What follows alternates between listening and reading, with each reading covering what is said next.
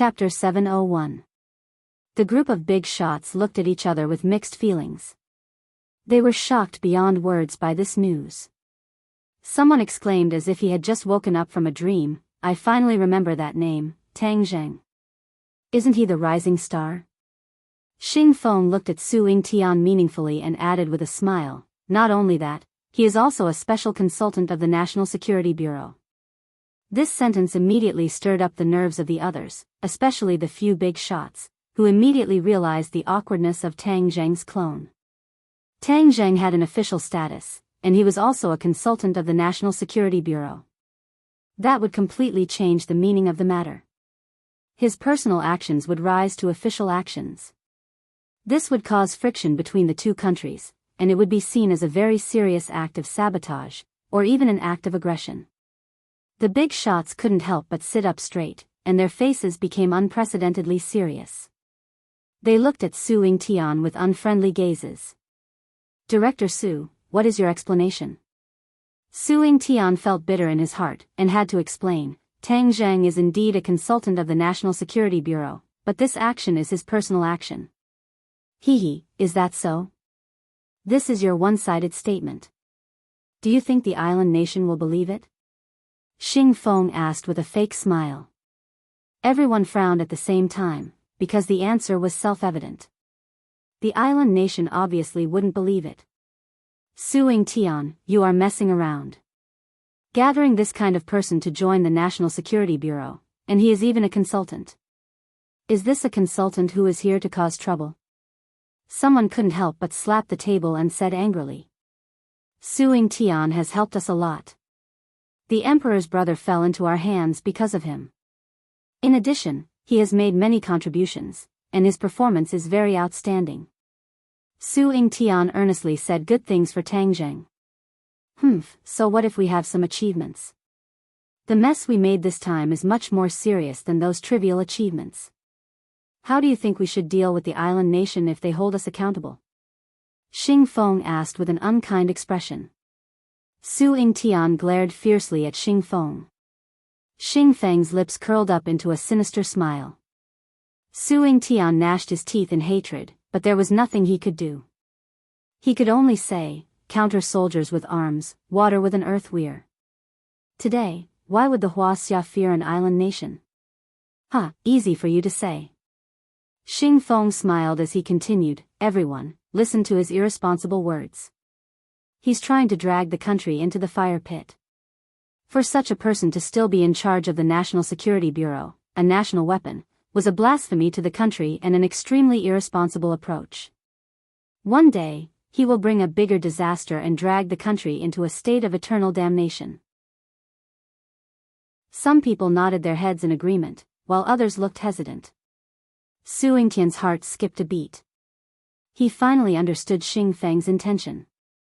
He wanted to use this incident to remove Su Yingtian from his position as the director of the National Security Agency. This way, he would be able to get rid of a big problem.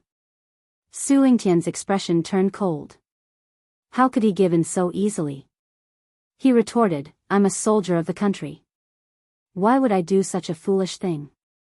Xing Feng, don't judge others by your own standards. Xing Feng did not back down and said, "This matter concerns the security of the country, so it's not a small matter. It doesn't matter if I judge others by my own standards. What's important is that your people have made a huge mess and put the country into a passive and unfavorable situation. As the chief of the National Security Bureau, you should take responsibility for it." Many people looked at Su Yingtian with burning eyes. It was self-evident that they had already chosen to believe Xing Feng. Cough. Suddenly, the person sitting at the top coughed. Everyone immediately fell silent and looked at him. That person looked deeply at Su Yingtian and said, "The most important thing now is to find a solution. When the island nation recovers, they will definitely hold you accountable." Everyone looked at Su Yingtian. This was a hot potato. If it wasn't handled well, it would hurt the country's dignity. But if it was handled well, it wouldn't be a good thing to announce. Xing Feng looked at Su Yingtian with a fake smile. Su Yingtian was helpless and could only accept this hot potato. He raised his neck and volunteered, I'm willing to reduce the impact of this matter to the lowest. Good, you have guts. As the chief of the National Security Bureau, you must have such guts. Otherwise, how can you protect the safety of the country and its citizens? That person praised. Su Ying-tian sighed in relief. Since that person had said those words, it meant that there was still a way to remedy this matter. So he wouldn't be stripped of his position right now. Disappointment flashed in Xing Feng's eyes. However, he wasn't discouraged. Su Ying-tian was deeply rooted in the country, and it wasn't something that could be taken down in a short period of time. Everything had to be done step by step. There was bound to be a straw that broke the camel's back, and he just had to wait and see. Furthermore, the moment Tang Jing returns to the country, immediately take him under control. That person's expression changed as he coldly gave out an order. Su Ying-tian's heart skipped a beat. He immediately explained, Tang Zhang is a rare talent, and he definitely doesn't have any bad intentions. Just when he wanted to continue, the other party had already waved his hand and stood up. The others also stood up and sent him off with their gazes before leaving the conference room one after another. Xing Feng did not leave. Instead, he looked at Su Ying-tian across the conference table. The smile on Xing Feng's face gradually blossomed as he proudly said, You've always treated Tang Zhang as a treasure, and you've always protected him. Now you know how to regret it, right?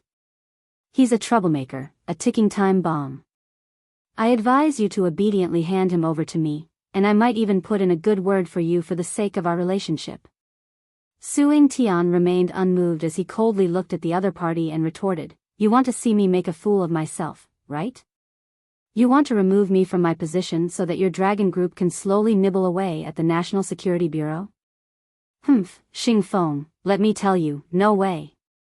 Xing Feng wasn't afraid as he blinked his eyes and confidently said, Then let's wait and see. That's right, you'll only have a chance to continue playing with me if you pass this hurdle. Otherwise, you'll be completely out of the game. Su Ying-tian coldly snorted and left without saying a word. After returning to the National Security Bureau, he sat down on a chair and fell into deep thought. After a long time, his eyes turned cold as he sat up straight and dialed a number. Hello, Tang Zhang. Su Ying-tian went straight to the point. You've caused me a big mess again. What's the situation over there? Tang Zhang was on his way back to his residence when his satellite phone rang. He heard this question as soon as he picked it up. The Imperial Palace is destroyed, the Emperor is dead, and the Imperial Tutor's fate is unknown. The Imperial Tutor's residence is also almost destroyed, Tang Zhang said indifferently. After the massacre, his anger had mostly dissipated, and his voice became calm again. Imperial Tutor, the Imperial Tutor's residence? Su Ying-tian was slightly stunned.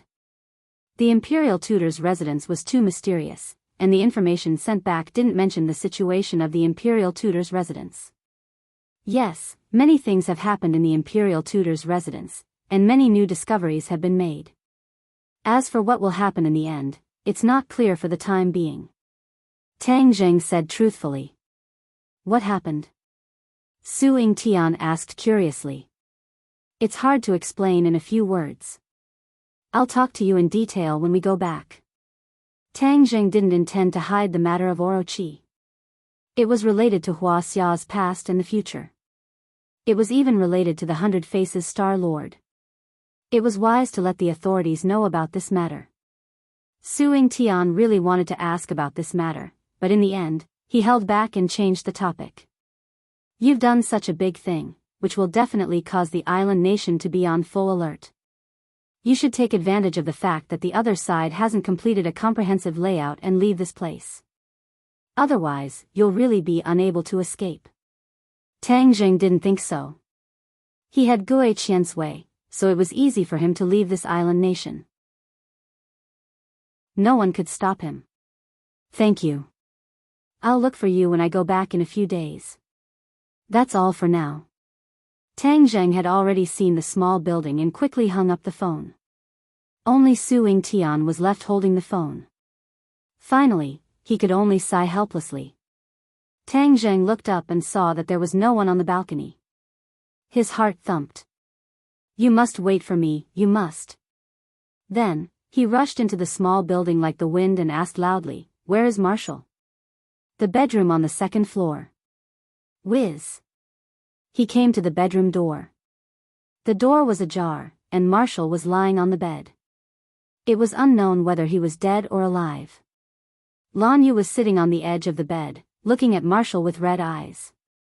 "How is he?" Tang Zheng couldn't wait to ask. Lan Yu turned his head and said, "You're finally back. She's still waiting for you." Tang Zheng heaved a sigh of relief. He quickly walked to the bedside and held Marshall's hand. He found that her eyes were still closed and she was on the verge of death. "Marshall, I'm back. I've already avenged you. The emperor is dead and the imperial palace has already turned to ashes," Tang Zheng said gently. Lan Yu was slightly startled. He never thought that Tang Zheng would go out and do such a shocking thing. He patted his shoulder and said with relief, "If Marshall knows about your intentions, he will definitely be very touched." Tang Zheng squeezed out a bitter smile from the corner of his mouth. "Stay with her for a while. I'll go out first." Lan Yu gave the time to the two of them. He gently closed the door and walked out. Tang Zheng took the opportunity to sit at the head of the bed and held her in his arms. Her body was still soft and supple. Looking at her face in a daze, Tang Zheng couldn't help but feel sorrowful. He had the urge to cry out loud. "Marshall, if the heavens give me another chance, I will definitely protect you well and accompany you forever. I will definitely not be impatient with you again," Tang Zheng muttered to himself. Suddenly, his eyes turned cold as he stared at her throat. His eyes revealed a strange light. Her throat started to move, as if something was crawling up her throat. It was very obvious. What's going on? He was shocked and immediately activated his innate qi into Marshall's body. In that instant, he knew everything about her body like the back of his hand. Chapter 702. This was truly inconceivable. Marshall's heart was beating even more vigorously, and the most important thing was that the goo worm that was wrapped around her heart had disappeared. Of course, the goo worm could not disappear into thin air. Instead, it had moved to the throat. Tang Zheng saw Marshall's movements, which meant that the goo worm was crawling along her throat towards her mouth. What was going on? Didn't the imperial tutor say that the goo worm would devour Marshall's heart? But now, the situation was clearly different. Suddenly, Tang Zheng's expression turned cold as he discovered something strange in Marshall's mouth. The goo worm's tentacles had reached out from her throat and were greedily sucking the blood in her mouth. This blood was clearly not Marshall's blood but had extended from her lips. Tang Zheng was slightly startled and immediately came to a realization. He exclaimed in shock, "I know, this is my blood." Previously, he had kissed Marshall once. At that time, he had bitten his lips and blood had seeped into Marshall's mouth. However, he did not expect that the blood would have such a strong attraction to the goo worm. It had actually lured it out of Marshall's heart. This was like seeing a trace of light in the darkness. Tang Zheng was overjoyed. Without saying a word, he bit his finger and opened Marshall's mouth. He dripped his blood into her mouth. Immediately, the goo worm seemed to have gone crazy. Its tentacles quickly rushed over. Not just one, but several of them reached into Marshall's chest and greedily sucked the blood. Tang Zheng finally understood the whole story. He had the 9-yang saint body and his blood was different from ordinary people. The goo worm especially liked his blood, so it was lured to his throat. Come out, come out." Tang Zheng seemed to be chanting a spell, hoping to lure the goo worm out of his throat. However, things did not go as he wished. The goo worm only stretched out its tentacles but did not crawl out of the throat. It seemed that it knew that it would be dangerous if it crawled out of the throat. Damn it, this little bug is actually so cunning. Tang Zheng was greatly disappointed. He watched as the tentacles sucked his blood but the goo worm did not come out. Tang Zheng tried to stretch his finger to his throat. The blood stimulated the goo worm to become even more frenzied. All of its tentacles stretched out and wrapped around Tang Zheng's finger, sucking the blood without restraint. Hiss! Tang Zheng felt a sharp pain, but he gritted his teeth and endured it. He controlled his fingers to slowly move backwards, trying to pull out the goo worm. Well, suddenly, a painful murmur caused Tang Zheng's entire body to be startled, only to see Marshall's originally calm face reveal a painful expression. What happened? Tang Zheng was shocked. He quickly ran his real qi to investigate. F***CK. Tang Zheng could not help but curse. Why did the goo worm grow so many thorns and forcefully grab Marshall's throat? The goo worm grew several thorns and grabbed Marshall's throat, resisting Tang Zheng's pulling force. This goo worm has really gained intelligence. Tang Zheng turned pale with fright. If he could not get it out of his throat, then everything would be meaningless. He could not just let it continue to suck blood, right? Then wouldn't Tang Zheng die from all of his blood being sucked dry? He had to think of another way. Tang Zheng quickly freed his finger from the tentacles. He frowned and seemed to be deep in thought. The goo worm discovered that the delicious taste had disappeared and started to squirm. Marshall's body immediately twitched again. His muscles twisted and his face revealed a painful expression. No, this goo worm has gone crazy. Tang Zheng was helpless. He could only immediately put his hand into Marshall's mouth.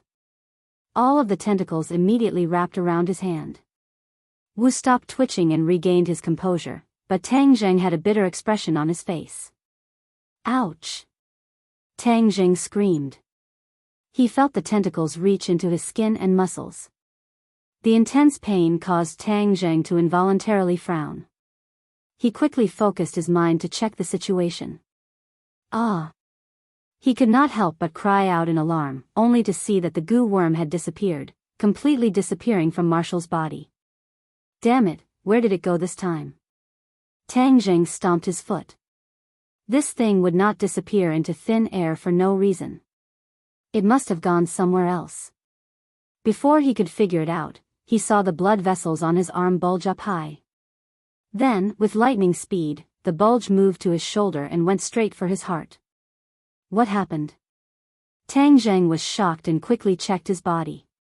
He didn't know if he didn't see it, but when he saw it, he was really shocked. The goo worm actually shrunk and drilled into his blood vessels. Then, it started to swim towards his heart. No, I can't let it come to my heart. Wouldn't I be controlled by it?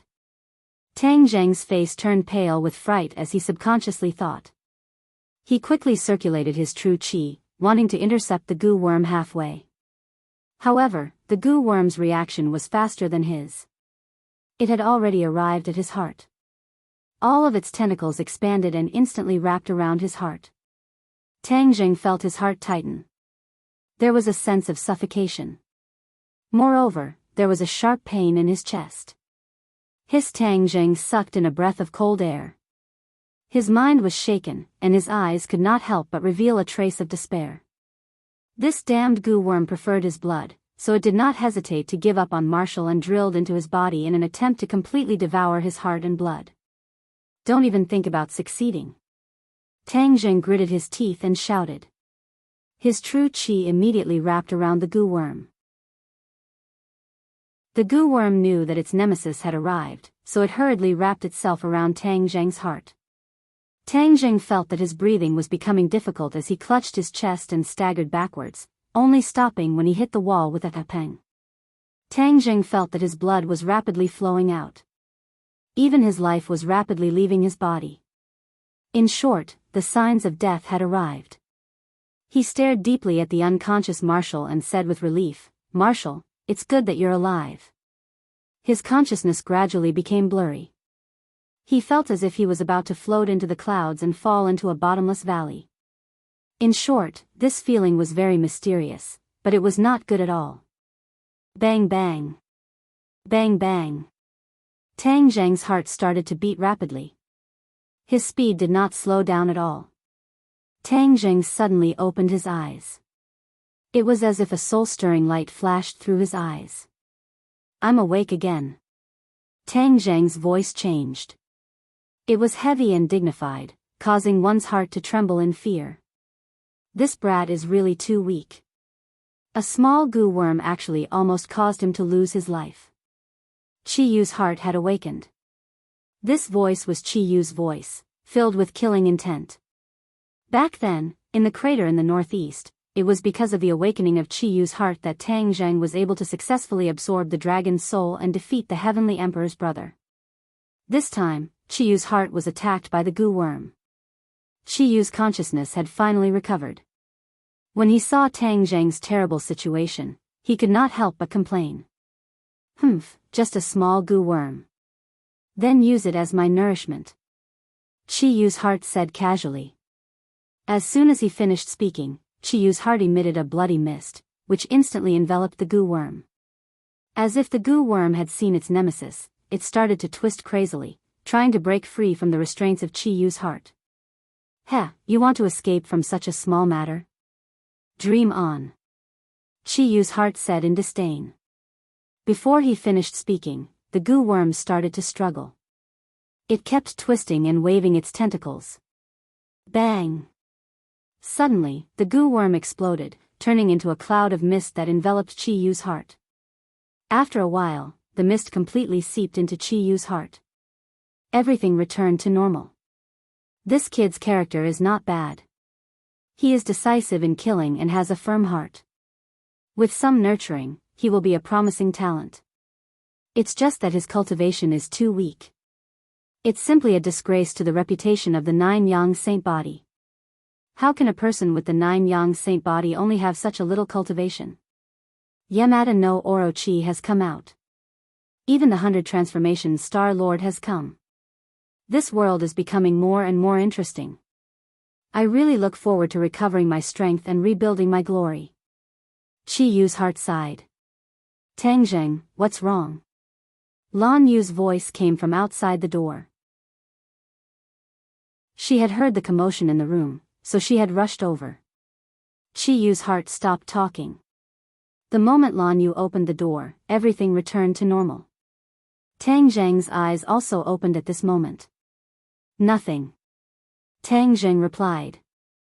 Lan Yu heaved a sigh of relief and said, I heard your cries of pain and thought something had happened.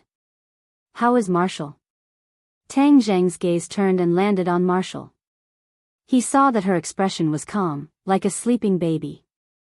She's fine. Lan Yu was startled and almost burst into tears. She wiped the corner of her eyes and walked over with large strides, saying, her face is much rosier. Tang Zheng, why is your face so pale? Tang Zheng's heart skipped a beat as he stammered. Before he could finish his sentence, he was dumbstruck as he looked at his heart in disbelief. Where's the goo worm? The goo worm had disappeared, leaving behind a strong heart that was beating rhythmically. There was nothing else going on in his body. What's going on? Why did the goo worm disappear? Even though Tang Zheng was resourceful, he could not guess what was going on. Lan Yu frowned and asked suspiciously, Goo worm? What happened to the goo worm? Tang Zheng immediately pulled open the clothes on his chest. His skin was smooth and there was nothing wrong with it. Lan Yu finally saw through the clues and asked anxiously, Tang Zheng, don't lie to me. What happened to the ground? Tang Zheng heaved a sigh of relief. Joy appeared on his face as he said, Marshall is fine. The goo worm in her body has completely disappeared. Lan Yu was shocked and cried out in alarm, how could this be? How did you do it? Tang Zheng guessed that the goo worm must have disappeared in his body. As for how it disappeared, he did not know. However, he still told her about how the goo worm absorbed his blood and then accidentally drilled into his body. Lan Yu's heart trembled when she heard this, her eyelids twitched, and her expression was filled with pain. She could not help but hold on to Tang Zheng's hand and said emotionally, Tang Zheng, you silly child, you almost harmed yourself, do you know that? Tang Zheng felt the other party's heartfelt concern and said, am I not fine? Chapter 703. As soon as Lan Yu finished speaking, Marshall let out a murmur and faintly woke up. Tang Zheng and Lan Yu were overjoyed. They immediately surrounded him and asked with concern, Marshall, how do you feel? Marshall opened his eyes with difficulty, looked at Tang Zheng, and then at Lan Yu. He was wild with joy. Mistress, I see you again.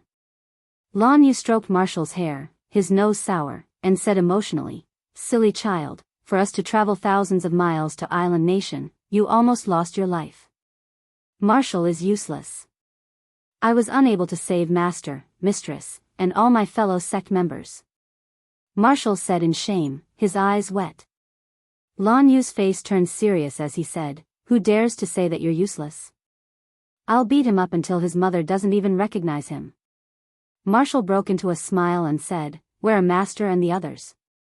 Lan Yu's expression stiffened as he comforted her, don't worry, the others are all outside. As for your master, he still has some matters to attend to. You just escaped danger, so you need to rest well.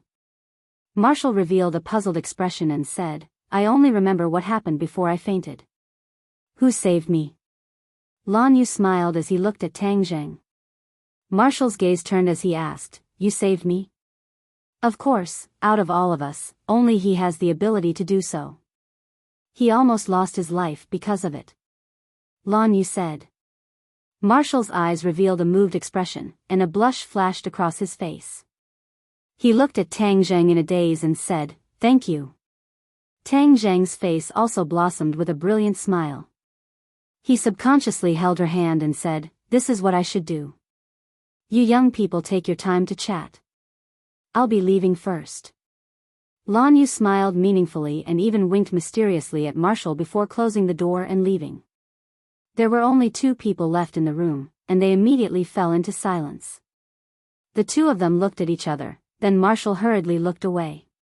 She had a clear feeling that the world after waking up was completely different from before, especially Tang Zheng's gaze, which was even softer and filled with deep affection.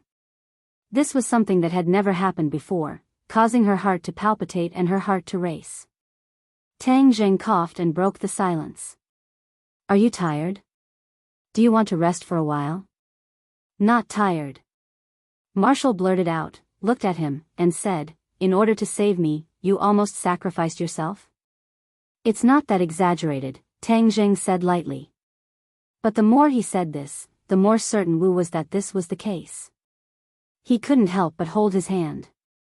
Tang Zheng's heart warmed, and he also held her hand tightly.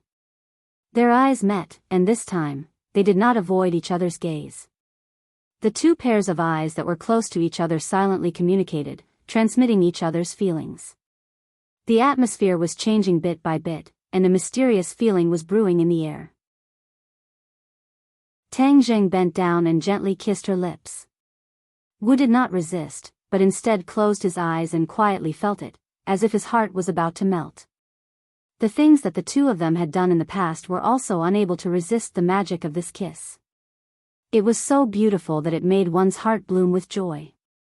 Every pore on one's body seemed to open, giving one a kind of limitless power. Their lips parted. Tang Zheng looked at Wu, who was so close to him that he could almost see the fine hair on her face and feel her breathing. Wu had her eyes closed the entire time.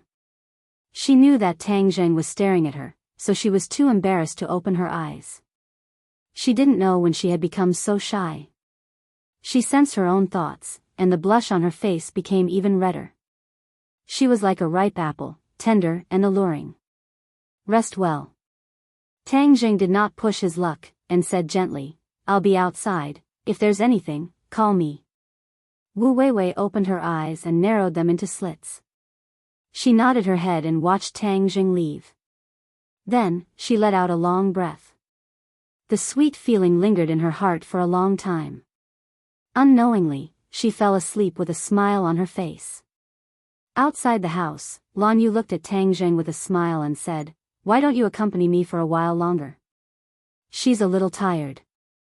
I'll let her rest first. There'll be plenty of time in the future. Tang Zheng said. Marshall is a good girl.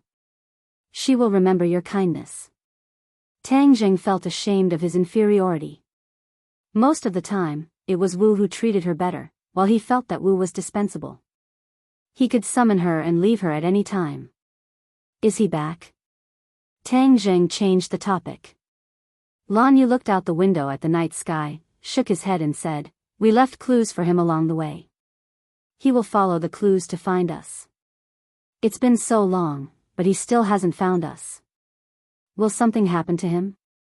Tang Zheng couldn't help but worry. If he knew that you were so worried about him, he would definitely be very gratified. Lan Yu sighed. A hint of panic flashed past Tang Zheng's eyes. His feelings for his biological parents were already in a mess, and even he himself couldn't explain it clearly. Hearing Lan Yu's words, he felt a sense of panic. He quickly shifted his gaze and said, "Do you need us to go find him?" "No need. He will have a way. You have to trust him." Lan Yu's gaze was firm. Tang Zheng was at his wit's end, and could only choose to believe in her judgment. At this moment, Wu Junshan was still in the Imperial Advisor's mansion, which was already surrounded by layers upon layers of troops. Although the Heavenly Emperor had died and the country had indeed fallen into chaos, they had still set up a certain emergency mechanism. After the emergency mechanism was activated, the various government orders were passed down in an orderly manner. First, a large number of troops surrounded the Imperial Palace and the Imperial Advisor's mansion, not allowing anyone to enter or leave. The army did not completely enter the Imperial Advisor's mansion. The Imperial Advisor's mansion occupied an extremely large area, and that small village was only a drop in the ocean. The larger area was the mountain and lake behind the village, and the mountain was even connected to the sea. Wu Junshan stood at the peak of the mountain. Half of the mountain had already been destroyed, and it was a complete mess. This was the result of the battle between Yamada no Orochi and the Hundred Faces Star-Lord. It was terrifying, and it was almost impossible for an ordinary person to reach such a level. Wu Junshan's expression was cold, and his clothes were a little messy. There was still a trace of shock in his eyes. If he had not seen it with his own eyes, he would not have imagined such a battle. Although he was an expert, he was still not strong enough to face these two tyrannical fellows. "Master, let's go." In the darkness, an ethereal voice sounded. Wu Junshan was unmoved. He looked in the direction of the sea and said, "What do you think the final result of their battle will be?"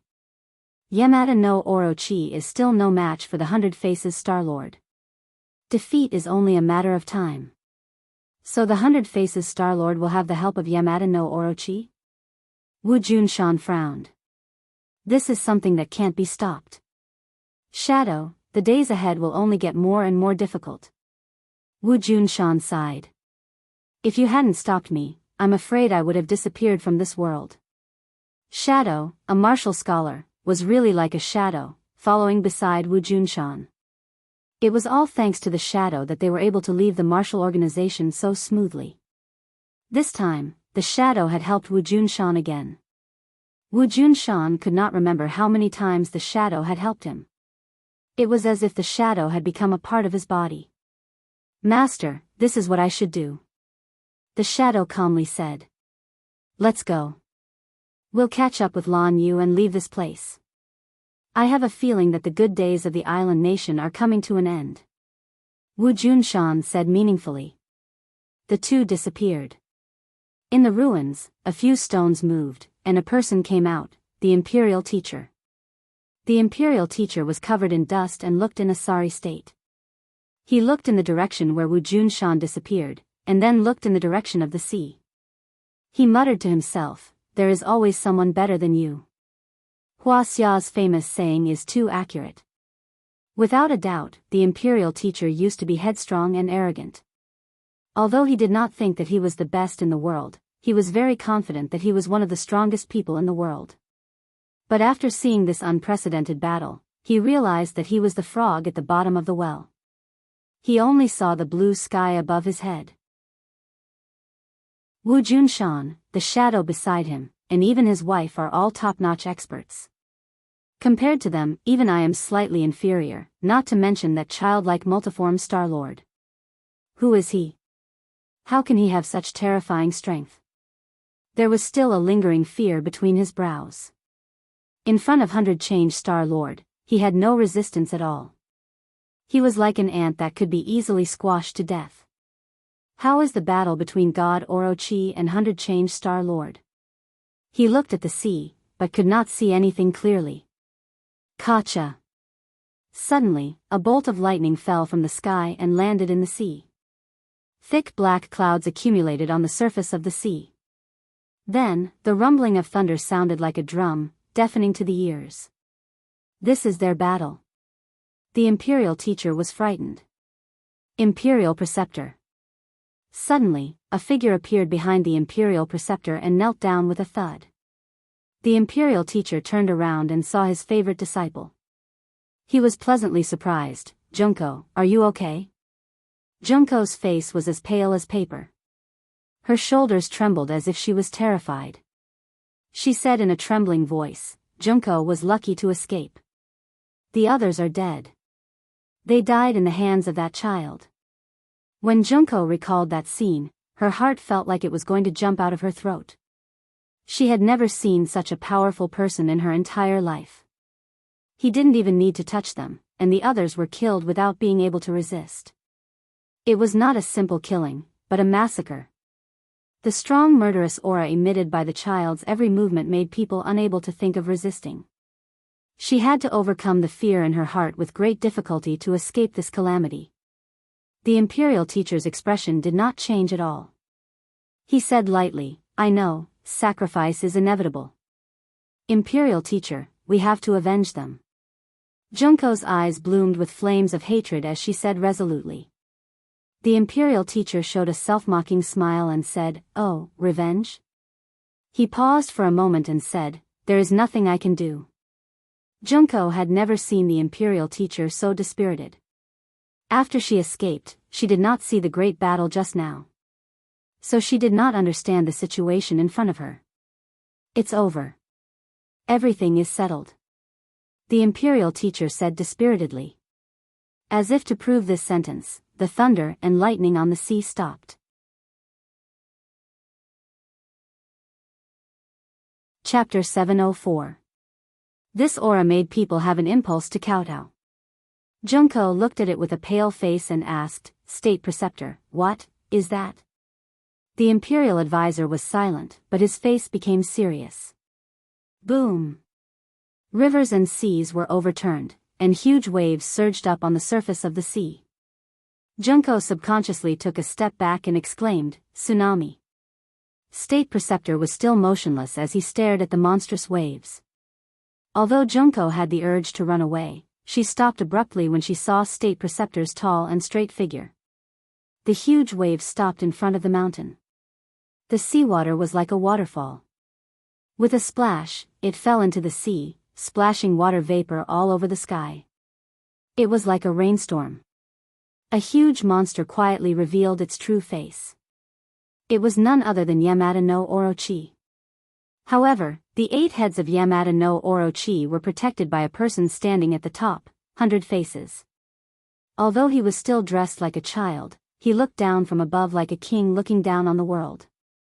Obviously, as the imperial advisor expected, Yamada no Orochi had been subdued by 100 faces.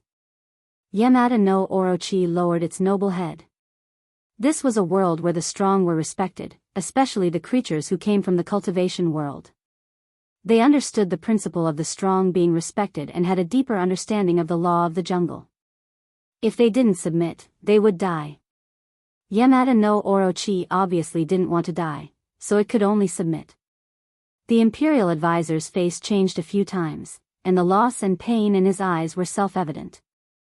Although he had expected this result, he still had mixed feelings when he saw it with his own eyes. All these years, Yamada no Orochi had been respected by him as a god. In the long history, both the imperial advisor and the emperor respected Yamada no Orochi as a god, so it was called Yamada no Orochi. Deities were lofty and undefeatable. However, at this moment, it was proven that Yamada no Orochi was still a long way from being a god. It was because the imperial advisor and the emperor were frogs at the bottom of the well that they worshipped Yamada no Orochi as a god. This was equivalent to 100 faces slapping the imperial advisor in the face. He couldn't resist and could only raise his head to take it. Oh, this old man is quite interesting. He is a grandmaster warrior. 100 faces said with interest. It was the first time he saw the imperial advisor. Yamada no Orochi said, "Master, this is the imperial advisor of the island nation. He is second only to one person." "Huh, is that so? Is he really that powerful?" The 100 Transformation Star Sovereign curled his lips into a brilliant smile. But this bright smile made Orochi's heart tremble. He hurriedly said, "That's just the nonsense of ordinary people. He is also your servant, master. He is under your command." It seems that a grandmaster martial artist can also be a servant and do some miscellaneous chores. 100 Faces Star Lord accepted Orochi's good intentions and said. Junko had already seen the appearance of the 100 Change Star Lord. Wasn't this the murderer who had killed countless of her fellow disciples? And what was that monster? Although Junko was a disciple of the Imperial Advisor, the existence of Yamada no Orochi was only known by the Imperial Advisor. Even if she was the Imperial Advisor's confidant, she definitely didn't know about Yamada no Orochi. Of course, she didn't understand the meaning of Yamada no Orochi. She was furious when she heard that the Imperial Advisor was reduced to a servant. The Imperial Advisor was the person she respected the most. How could he be insulted like this? She took a deep breath and stood up without a care for her own safety. She scolded, "Shut up, I won't allow you to insult the state preceptor." Silence. Dead silence. All eyes were focused on Junko. She felt as if a huge boulder was pressing down on her, and there was a suffocating feeling. But she gritted her teeth and held on like a strong little warrior. The Imperial Advisor's face was pale. He didn't expect Junko to be so bold. If he angered her, his life would be in danger. "Junko, shut up." The Imperial Advisor scolded and then respectfully said to Yamada no Orochi, "Yamada no Orochi, she is young and ignorant. Please don't lower yourself to her level." Yamada no Orochi's huge eyes seemed to have magic as he stared at Junko. Junko stubbornly raised her neck and looked at Yamada no Orochi face to face. Those huge eyes seemed to want to swallow her soul, causing her to feel fear and tremble from the bottom of her heart. "How dare you be disrespectful to my master and me? It's a capital offense," Yamada no Orochi suddenly said. The Imperial Advisor's body trembled. He wanted to say something, but in the end, he didn't say anything. He just looked at Junko with pity.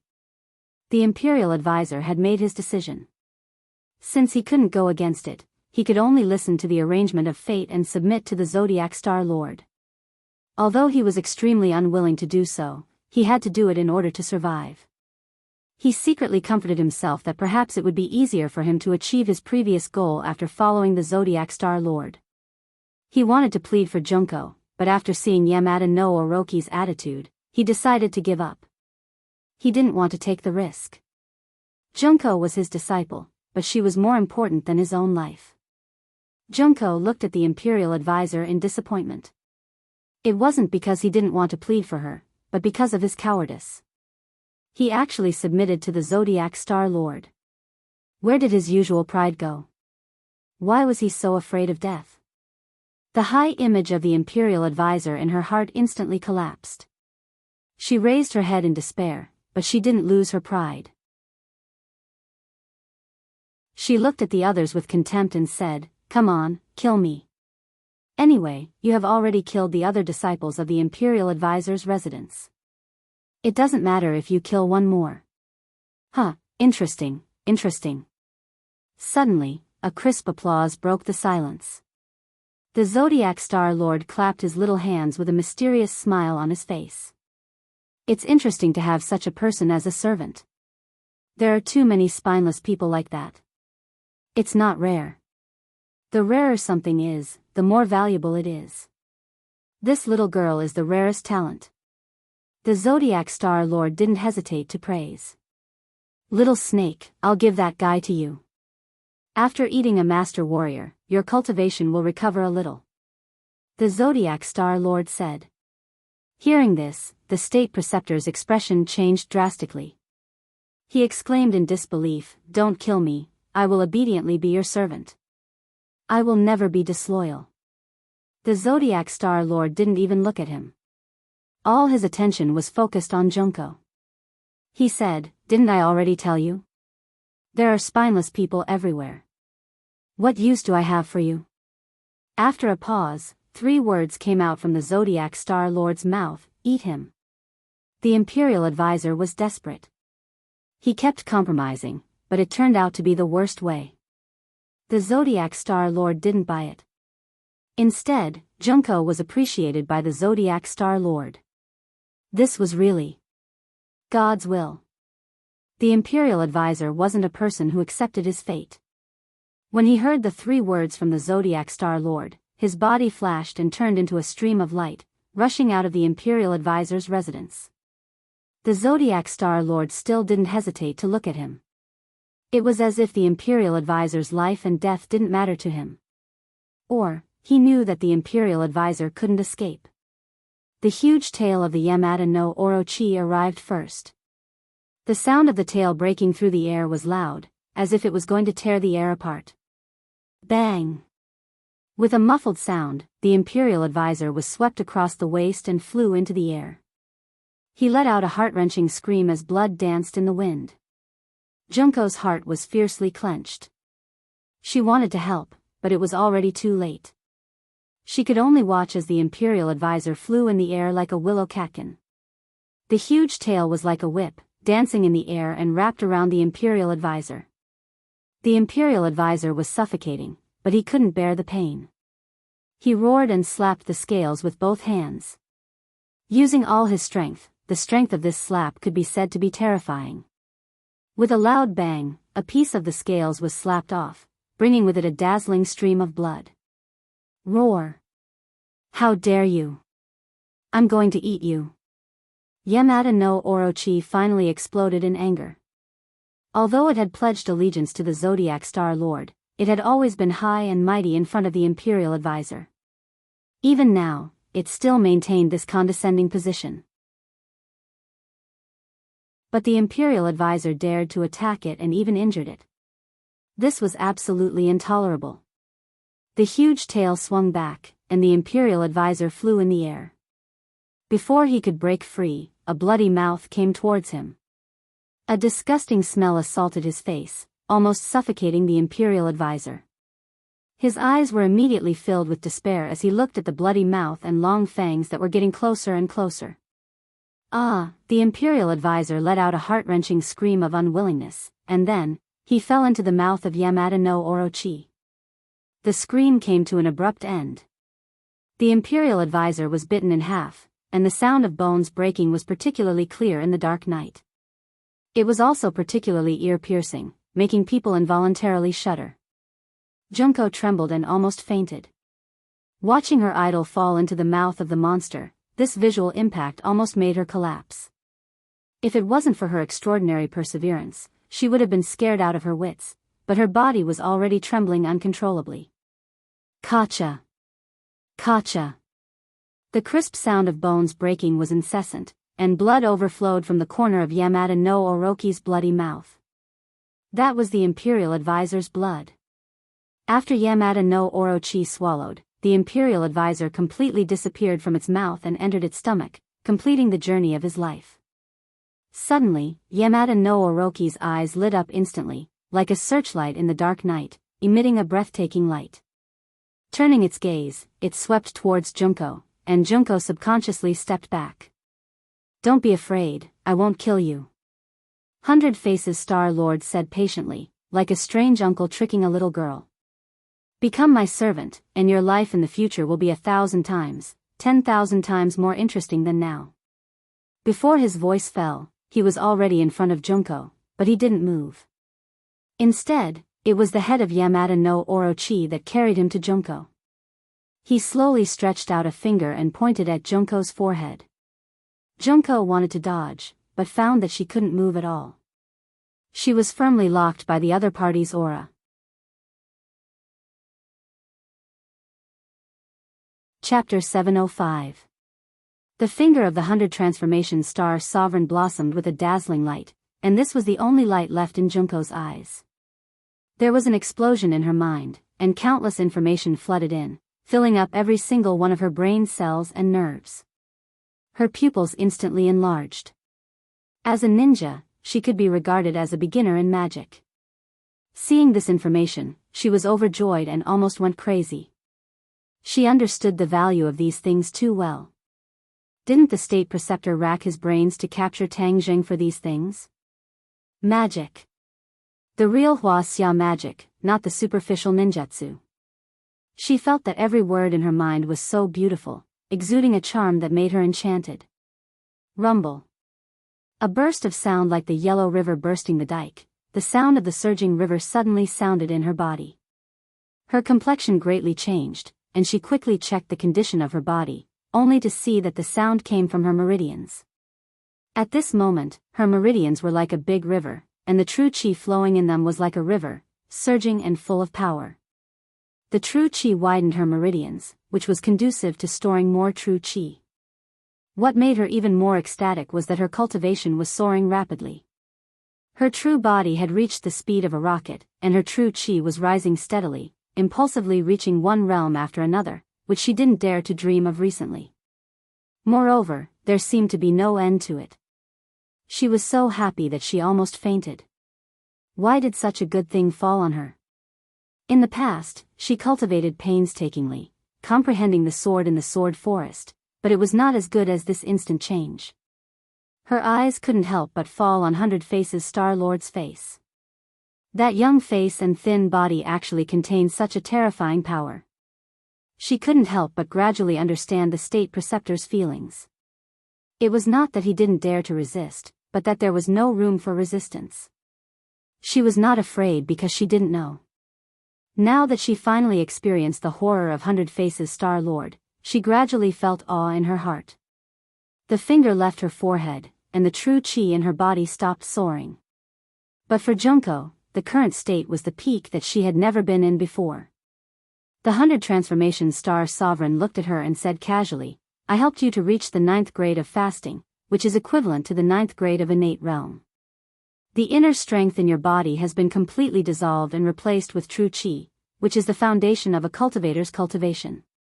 As for the Grandmaster realm, you need to comprehend it yourself. That way, you can gain more." 9th grade innate stage, 9th grade inedia. Junko sucked in a breath of cold air. She had never dreamed that she would reach such a realm so quickly. Moreover, it was not the 9th grade innate stage, but the 9th grade inedia stage. Although she had practiced ninjutsu before, she was still a martial artist and not a cultivator. That was because most of the power in her body was transformed from inner strength. However, it was different now. The 100 Faces Star Lord used the enlightenment technique to dissolve the original inner strength in her body and use true qi to supplement it. Thus, she was completely transformed into a cultivator who could practice all kinds of profound and unfathomable spells. Without a doubt, Junko was overjoyed by this change. Although she had not tested it yet, she already felt that if she used the previous illusion technique, it would definitely be twice the result with half the effort. "From now on, you are my servant. I will teach you more powerful spells," the 100 Faces Star Sovereign said. Junko hesitated for a moment and acquiesced to the 100 Faces Star Sovereign's words. Facing this kind of temptation and being intimidated by the 100 Faces Star Sovereign, she finally did not have the courage to refute and chose to compromise. She looked at the 100 Faces Star Sovereign and asked nervously, "Then when can I defeat Tang Jing?" Tang Jing is also at the 9th grade of fasting, but he has more spells and a divine weapon in hand. Of course, you are not his opponent now, but as long as you follow me, that day will not be too far away. Yes. Junko nodded heavily, and her eyes flashed with intense sparks. The Imperial Preceptor's residence was destroyed, and even the Imperial Preceptor's body was not left. Junko did not attribute all of this to the 100 Faces Star Sovereign, but to Tang Jing. The fuse of all of this was Tang Jing. If it were not for him, everything would be normal, and there would not be so many things at all. Therefore, she hated Tang Jing to the bone, and wanted to eat his flesh and drink his blood. The 100 Faces Star Sovereign smiled and looked into the distance.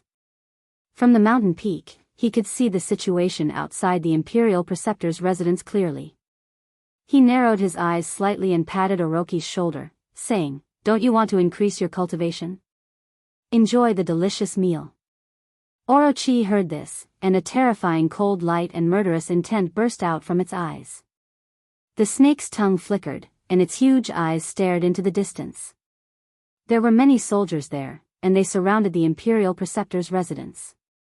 They were armed and ready, and they did not know that misfortune was about to befall them. When they saw several figures floating down from the mountain peak in the distance, everyone's nerves became more tense, and they subconsciously tightened their grip on the guns and ammunition in their hands. "Who are you? Stop right there!" the officer shouted, trying to stop them. But when they approached, and especially when they saw the huge body of Orochi, everyone trembled in fear. Some of them could not even hold the guns in their hands, and they fell to the ground. What kind of monster is that?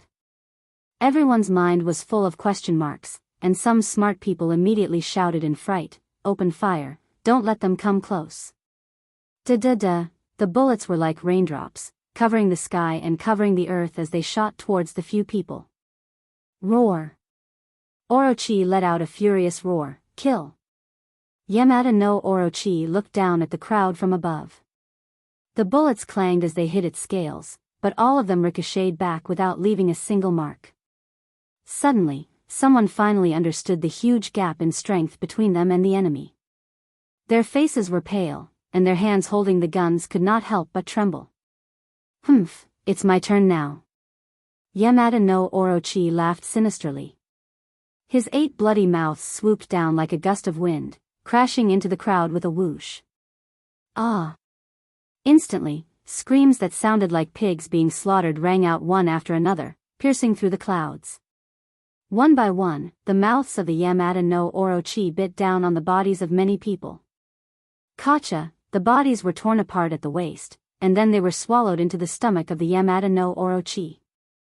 100 Faces looked at all of this with a smile, as if this hellish slaughter was nothing out of the ordinary for him, and there was no fear at all.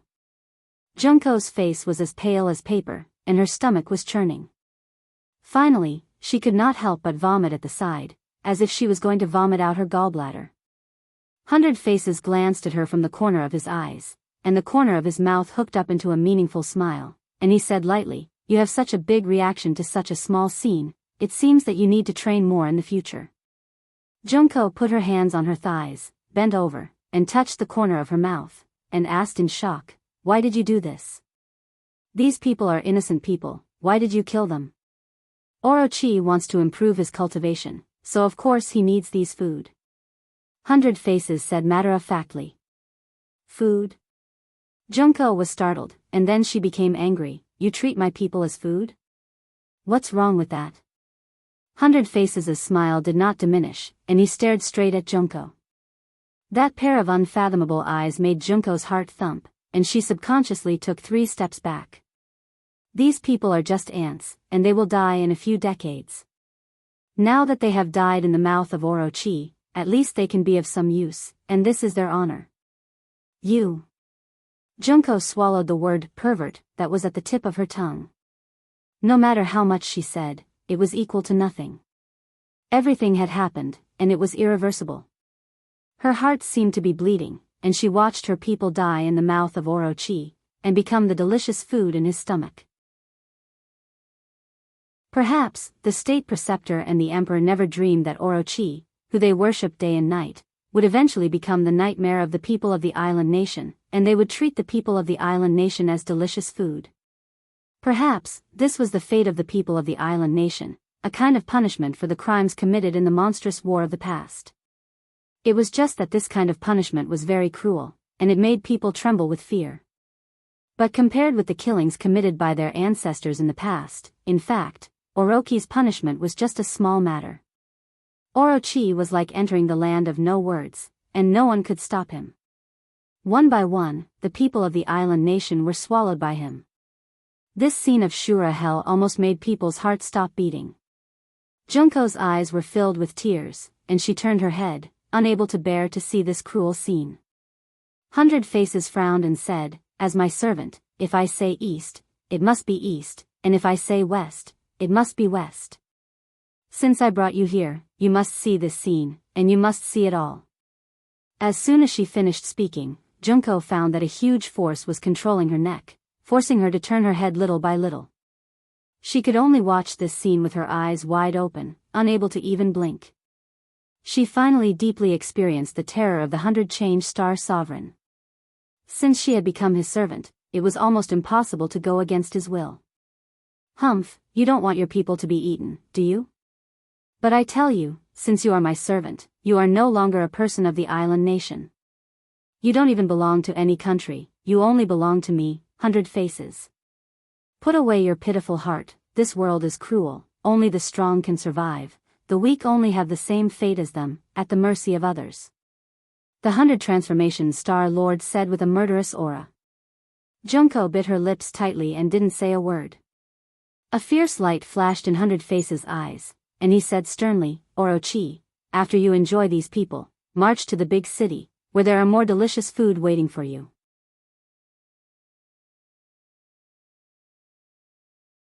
Chapter 706. Early in the morning, Tang Jing accompanied Wu on the balcony, bathing in the rising sun. This place was not far from the sea, and one could see the sea level. A red sun slowly rose from the sea level, shining brightly, illuminating the entire world. Wu Zhuo took a deep breath and said, "It's so good to be able to breathe fresh air."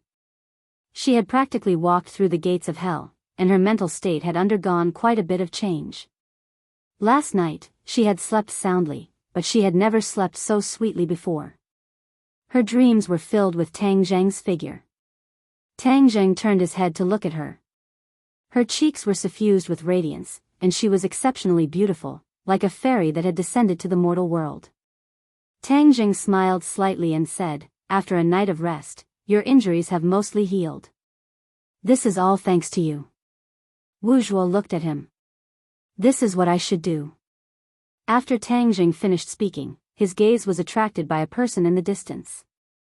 His pupils constricted as he said, "He's back." Wu also immediately turned his head to look, revealing an excited expression as he shouted in ecstasy, "Master is back." Hua! Many people rushed out of the house and rushed towards Wu Junshan to welcome him.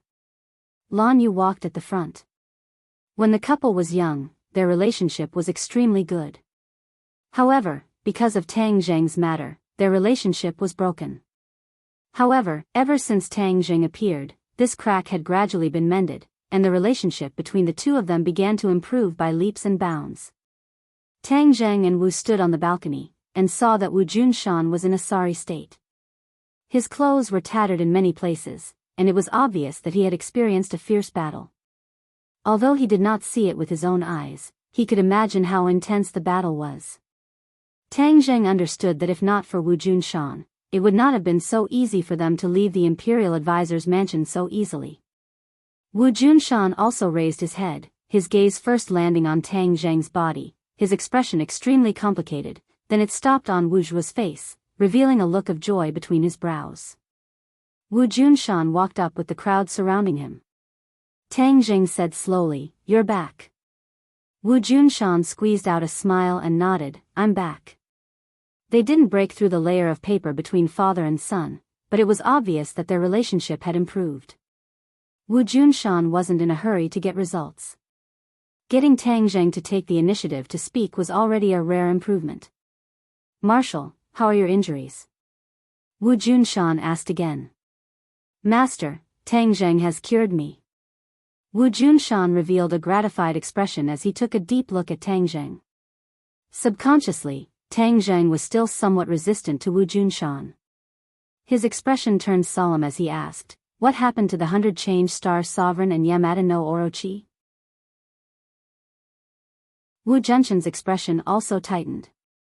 Seeing this, the others all gathered around, wanting to know the final result. After a great battle between Multiform Star Lord and Orochi, Orochi escaped into the sea, and Multiform Star Lord chased after him. It seems that the two sides fought again in the sea. As for the final result, I did not see it with my own eyes, but according to my many years of experience, Orochi will definitely not be able to defeat Multiform Star Lord.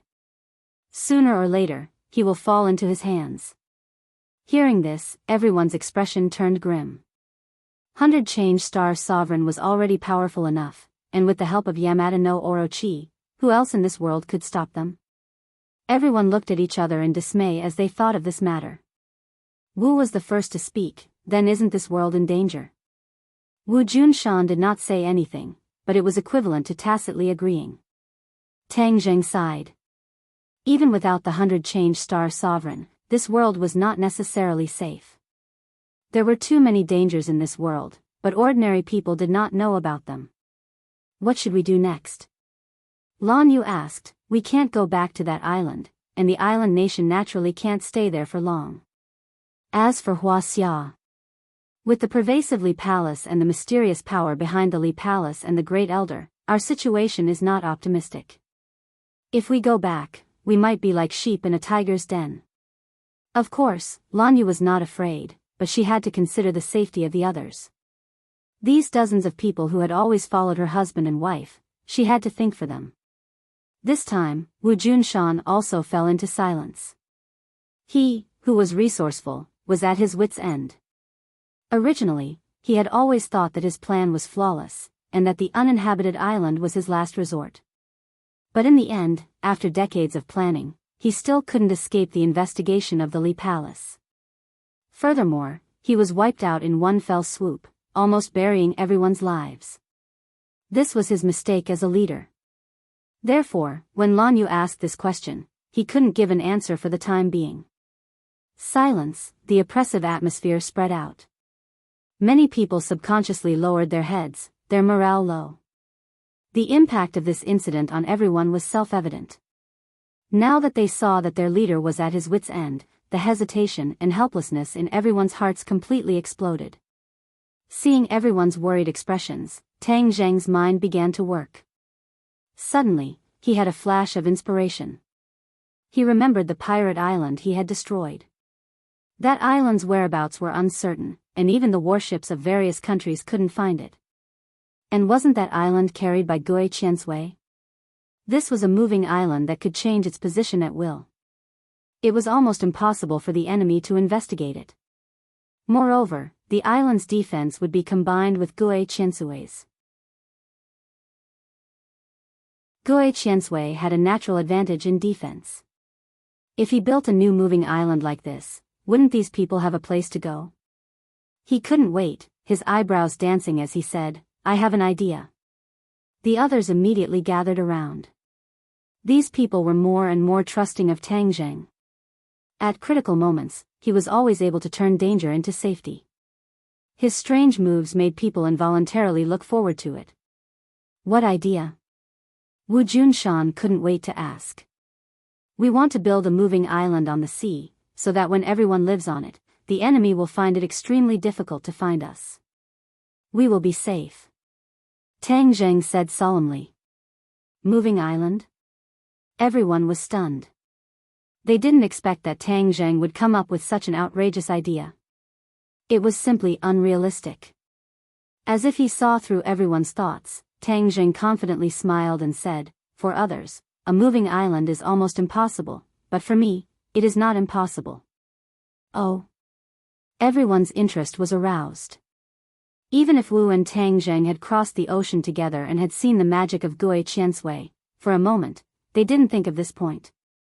Looking at everyone's anxious eyes, Tang Zheng didn't keep them in suspense. He faintly smiled and said, Gui Qiansui can do this. It can carry an island in the sea and can move it at any time. It even has a defensive function. Gui Qiansui. Everyone subconsciously turned their head to look inside the room.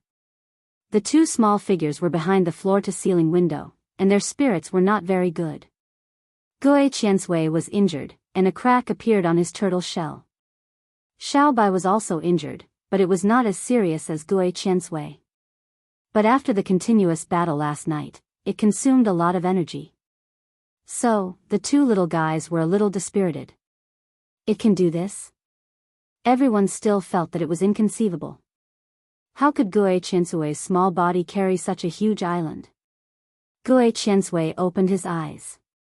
Last night, he had been healing. When he heard everyone's conversation, he staggered out. Looking up at everyone, he slowly said, "Immortal, I am seriously injured. My current spiritual power is not enough to carry an island." Hearing a turtle speak human language, except for a few people, most of them showed a look of seeing a ghost. Tang Zhang's heart skipped a beat. He immediately saw the crack on Gue Qiansui's back. If not for saving him, Gue Qiansui would not have been bitten by Yamada no Orochi's fangs, let alone be seriously injured. "Gue Qiansui, don't worry. I will find a way to heal you," Tang Zhang said seriously with a calm face. Gue Qiansui shook his head and said, "Immortal, this time my injury is very serious. I won't be able to recover in a short time." Tang Zhang said without hesitation, "Let's find a way together. There will be a solution." After a pause, he said to Wu Junshan and the others, "It seems that we will have to stay here for a while. During this time, everyone must be on high alert. Last night, I killed the emperor and destroyed the Kokyo. The island nation is in complete chaos. Moreover, the other party must want to find us even if they have to dig 3 feet into the ground. So, they may follow any clues to find us." Most people did not know that Tang Zhang had done such a big thing last night. Especially Wu, who looked at him in shock. Seeing this, Lan Yu reminded, "At that time, you were in a critical situation. He was avenging you." Wu seemed to have been immobilized. She was motionless as she stared at Tang Zhang. Her eyes seemed to have ripples. Even a fool could understand the emotions in her eyes. Lan Yu smiled knowingly and winked at everyone. Everyone understood tacitly and tiptoed away from the balcony. Even Gue Qiansui tactfully returned to the house. There were only 2 people left on the balcony. 4 eyes looked at each other. Too many feelings were revealed from each other's eyes. This was the first time Wu knew about Tang Zhang's crazy actions last night. This moved her more than when Tang Zhang saved her life. Because Tang Zhang's actions were too dangerous. What kind of place was the Kokyo? Who was the emperor? Destroying the Kokyo and killing the emperor. Even without thinking, one would know how difficult the task was. In this world, there were not many people who had the courage to do such a thing. But in order to avenge her, Tang Zhang did not hesitate to put himself in danger. This moved her to the extreme. She stared at Tang Zhang and could not help but walk to his side. She gently hugged his waist and leaned her face on his neck. She clearly said, "In this life, no matter what you do to me, I will never leave you." In just a short sentence, she seemed to have exhausted all her strength. Then, her whole body softly leaned on Tang Zhang's body. Tang Zhang's heart seemed to have been punched. His hands also hugged her body.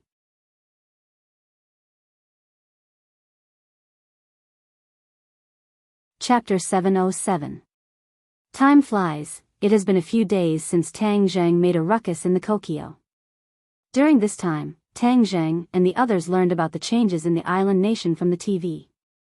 After the death of the emperor, the whole country was under martial law. Every port and airport was strictly controlled, and there were countless people patrolling every day. In addition, the royal family also sent out troops to investigate the whole country, and vowed to find the murderer even if they have to dig 3 feet into the ground. However, the storm did not completely stop, and there were many cases of people disappearing in many cities, and according to preliminary statistics, there were more than 10,000 people. An invisible fear shrouded the sky of this small place, and the people were in a constant state of panic. Fortunately, the place that Tang Zhang and the others chose was relatively remote, and the carpet search did not reach this place yet. In the past few days, Tang Zhang had been looking for a way to heal Gue Qiansui. However, no matter how many methods he tried, it was all in vain. That crack was still a ghastly sight. Without Gue Qiansui, they could not safely leave the island nation, let alone build a moving island in the sea. Tang Zhang failed again, and looked deeply at Gue Qiansui, and his eyes could not help but become gloomy. "Immortal, it's all my fault for being useless, and dragging you down." Gue Qiansui blamed himself. Is identical to Gue Qiansui, you were injured because of me, and I did not protect you well. Tang Zheng's finger gently brushed the turtle shell, and said self-deprecatingly, I have always boasted about how great I am, but now I am helpless. My injury can only be healed after a long time, unless you have the turtle clan's oracle bone, then the wound can be healed in a short time. Oracle bone? Tang Zheng's expression froze, and subconsciously sat up straight. What is an oracle bone? The oracle bone is the sacred object of the turtle clan. In ancient times, humans carved many mysterious and complicated words on the turtle shell of my clan. These turtle shells are the oracle bone, and have unpredictable power. It is the sacred object of the turtle clan. Not only can it heal injuries, but more importantly, it contains many of the turtle clan's secret methods, and if you practice these secret methods, your cultivation can advance by leaps and bounds. Gue Qiansui said with yearning. Then where are the oracle bones? Tang Zheng asked impatiently. Gue Qiansui shook his head. The history of the oracle bone is too long. It is said that it has been lost for a long time. The dragon clan once collected it, but no one knows where it is. Dragons? Tang Zheng's head twitched. Wasn't the Langya Pavilion the place where the dragon clan stored their treasures? Since this oracle bone was so powerful, it was naturally a rare treasure. Would it be kept in the Langya Pavilion? Do you think there will be oracle bones in Langya Pavilion? Tang Zheng asked. Langya Pavilion? Gue Qiansui's small eyes twitched. He was the one who told Tang Zheng about Langya Pavilion. He shook his little head and said, I don't know either. After hesitating for a moment, it added, the Langya Pavilion is a place where the dragon clan keeps their treasures. The oracle bone might really be kept there. Tang Zheng raised his eyebrows and was overjoyed. Okay, then I'll go to the Langya Pavilion to look for it. Go to the Langya Pavilion to look for it? Gue Qiansui was shocked. The Langya Pavilion was an important place for the dragon clan. Gue Qiansui had only heard of it and had never seen it with his own eyes. Even though he told Tang Zheng about the Langya Pavilion last time, he didn't know that Tang Zheng could directly go to the Langya Pavilion. Seeing Tang Zheng nodding seriously, Gue Qiansui knew that he was not joking. He said suspiciously, Immortal, only the dragon clan can go to the Langya Pavilion. We can't do it. Tang Zheng smiled mysteriously and said, I'll tell you a secret. I can also go to the Langya Pavilion. Really? Gue Qiansui was shocked. He raised his little head high. How is that possible? Isn't Langya Pavilion only accessible to the dragon clan? Tang Zheng muttered. The five-clawed golden dragon once said that only the dragon clan had the dragon seal, and he had it. Now Gue Qiansui said that only the dragon clan could go to the Langya Pavilion. Did he really become a member of the dragon clan? He shook his head and threw these messy thoughts to the back of his mind. He said seriously, I can really go to the Langya Pavilion. Since the oracle bone may be in the Langya Pavilion, then I'll have to try. Do you know which floor the oracle bone is on? Seeing Gue Qiansui's confused face, Tang Zheng shook his head and said, It seems that you don't know either. I'll have to explore by myself. It had been a month since the last time he entered the Langya Pavilion. Tang Zheng could enter the Langya Pavilion again. Now he could only go to the second floor of the Langya Pavilion. There were no oracle bones on the first two floors. It must be on the higher floors. But his cultivation was not there yet. But now there was a glimmer of hope. He had to try. Let's go to the third floor first and see if there are any oracle bones there. Tang Zheng clenched his teeth and said, Gue Qiansui, guard me. Don't let others disturb me. Immortal, are you going to the Langya Pavilion?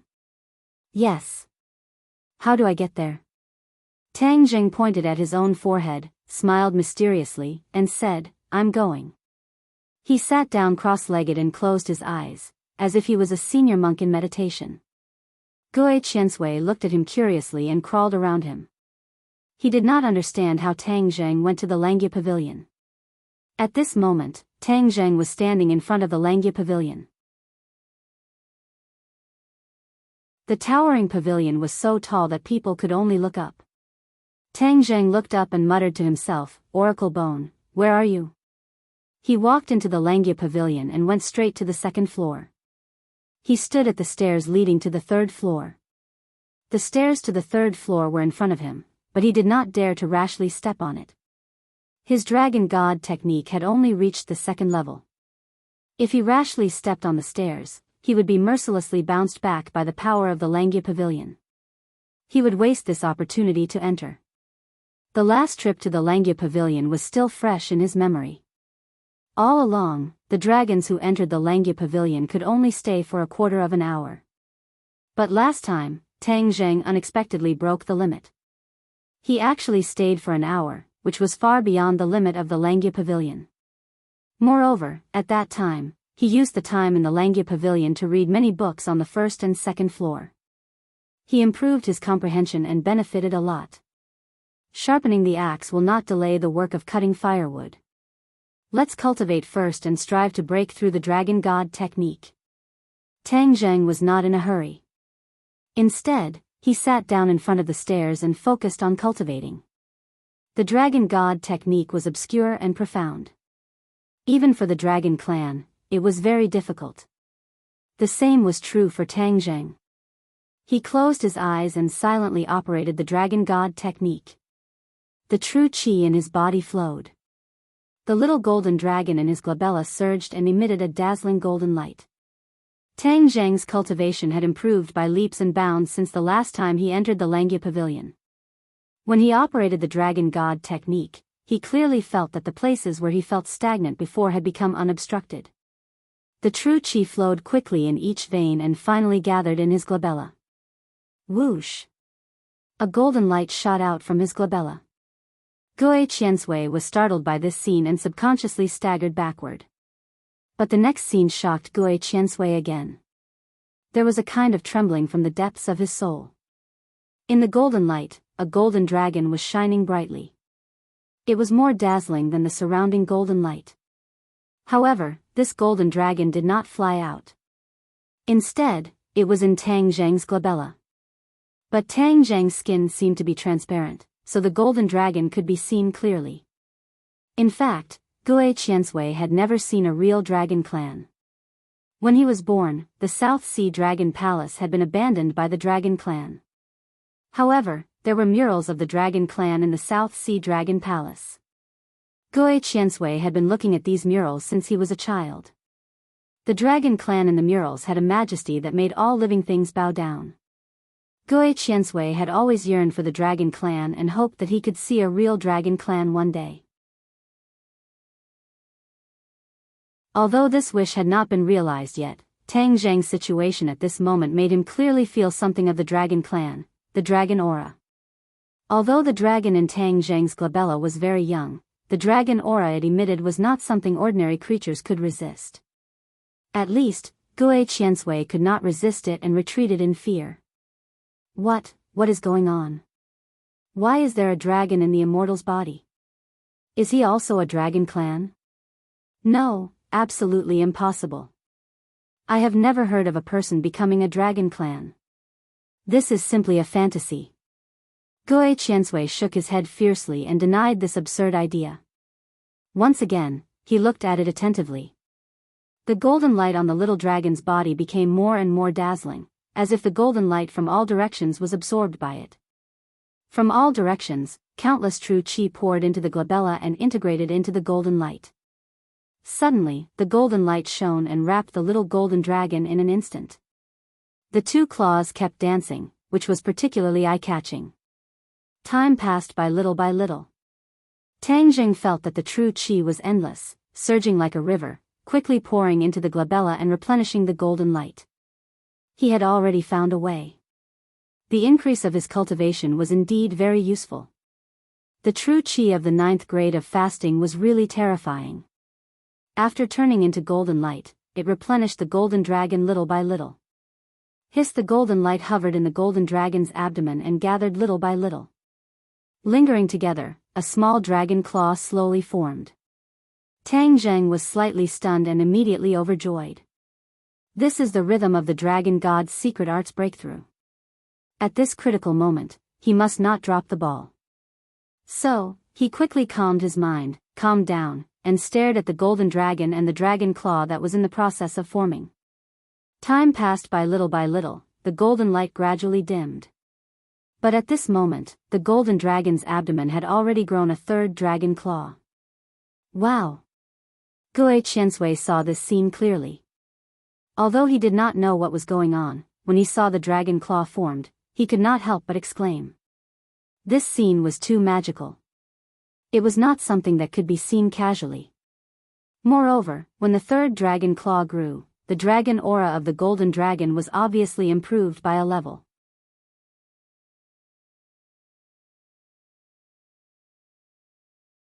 Chapter 708. Tang Zheng looked at the three-clawed golden dragon in his glabella. It was vivid and lifelike, as if it was really alive. The third stage of the dragon god technique, I really did it. Tang Zheng excitedly waved his fist. The 9th grade of Anidia really had an extraordinary effect, breaking through the third stage of the dragon god technique so easily. If the 5-clawed golden dragon knew about this, it would definitely be shocked. It had always vowed that the dragon god technique was very difficult to cultivate, but ever since I started cultivating the first layer, it has been a lot easier for me. He looked up and saw the stairs leading to the 3rd floor of the Langya Pavilion in front of him. The corners of his mouth curled up into a smile, and he walked up. Creak. His feet landed on the stairs, making a slight sound, but he was not ejected out of the Langya Pavilion by the mysterious force like before. He breathed a sigh of relief and strode up to the 3rd floor. Just as he stepped into the 3rd floor, a murderous aura hit him in the face. This was not a murderous aura, but a murderous aura that filled the sky. It was so dense that it could not be dispersed, like water, and he was like a fish in the water. His smile immediately disappeared, and his brows furrowed. Such a strong murderous aura was definitely not a good sign. What exactly was so dangerous about the 3rd floor? He cautiously looked over, and his pupils instantly dilated. This floor was not like the first 2 floors, which were filled with an antique and scholarly atmosphere. This floor was like a huge display stage.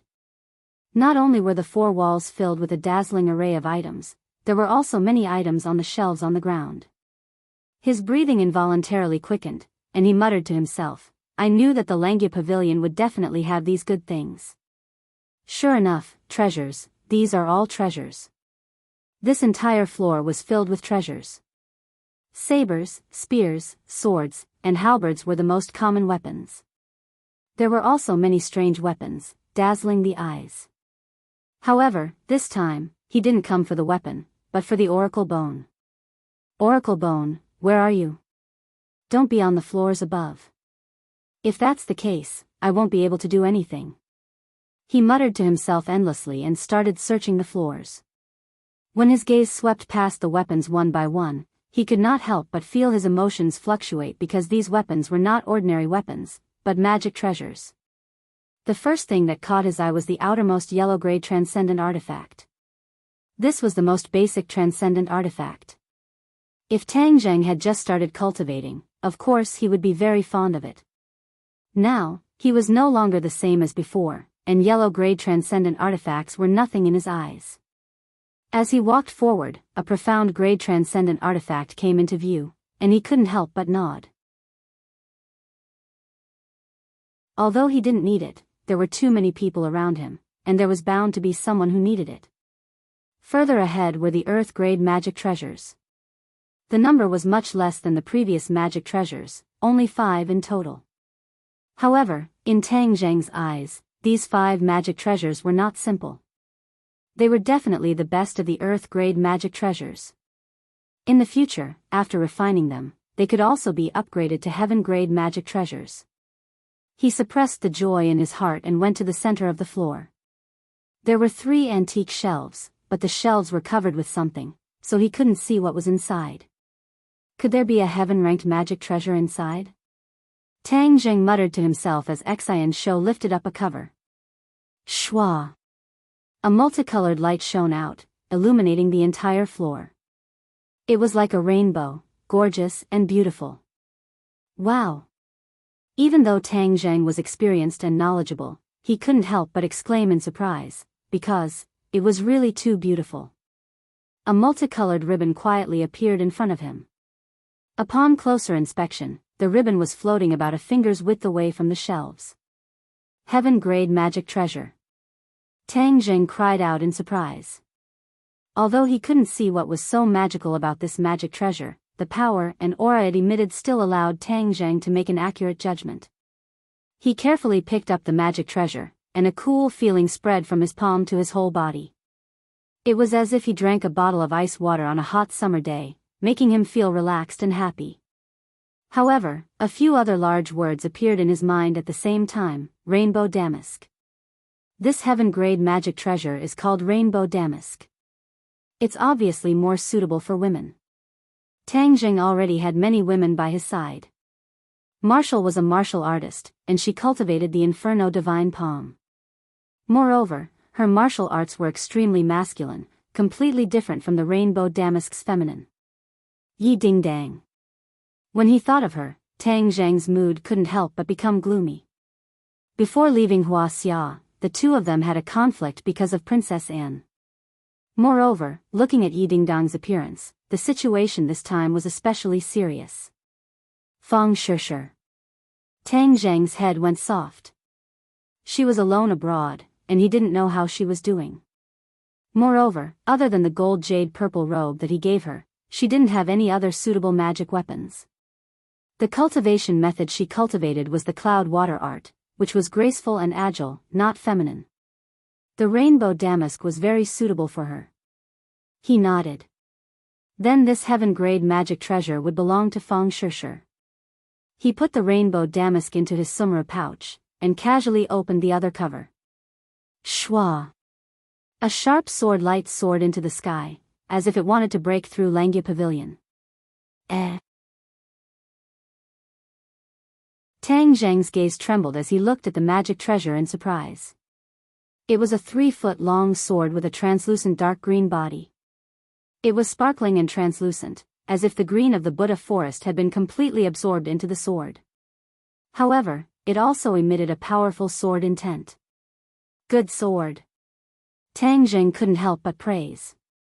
If he didn't already have the War Soul sword, he probably wouldn't have been able to resist using this sword as his own. Moreover, it was also a heaven-grade magic treasure. Clear Wind Sword. When Tang Jing held the sword hilt with both hands, the name of the sword jumped into his mind.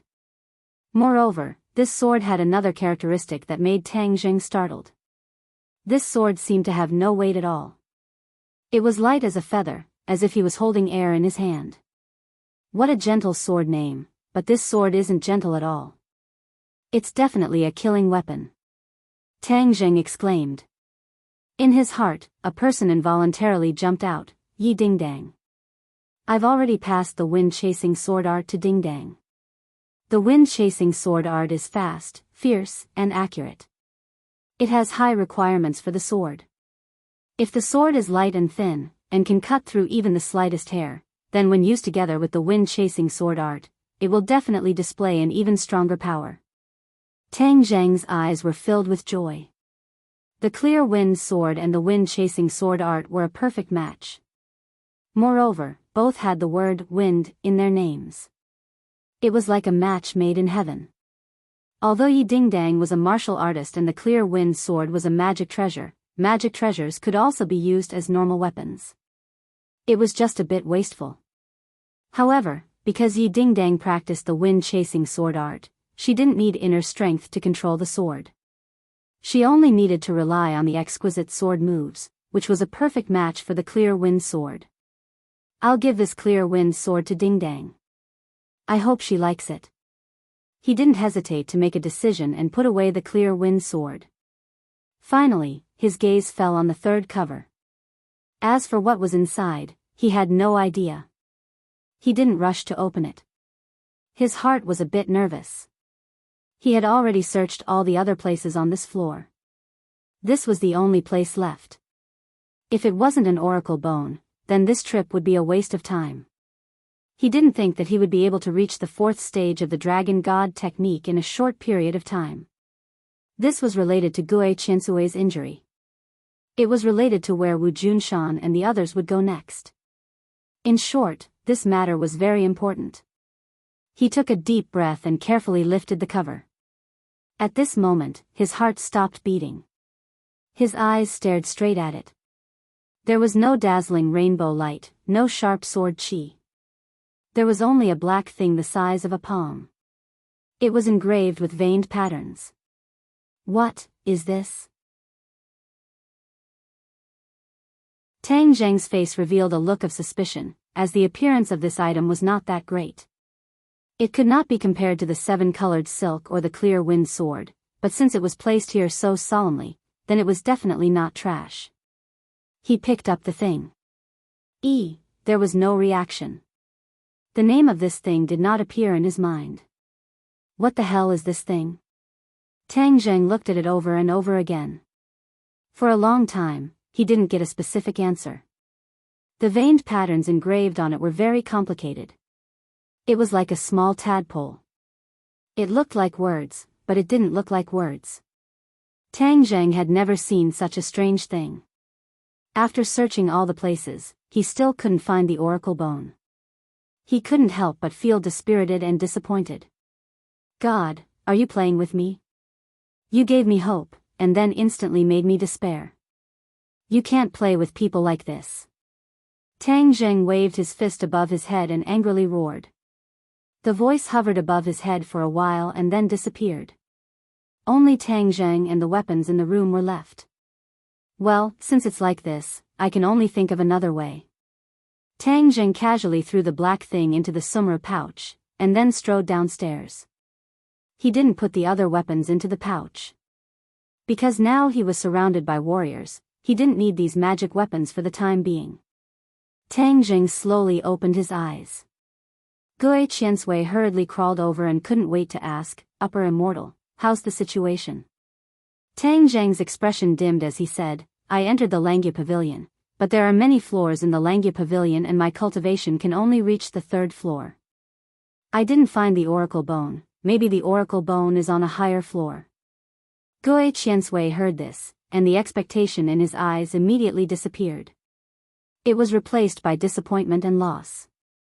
Gui Qiansui, I'm sorry. I couldn't help you. Tang Zheng apologized. Gui Qiansui raised his head and said, Upper Immortal, you're too kind. It's my great honor to find the oracle bone in Langya Pavilion for me.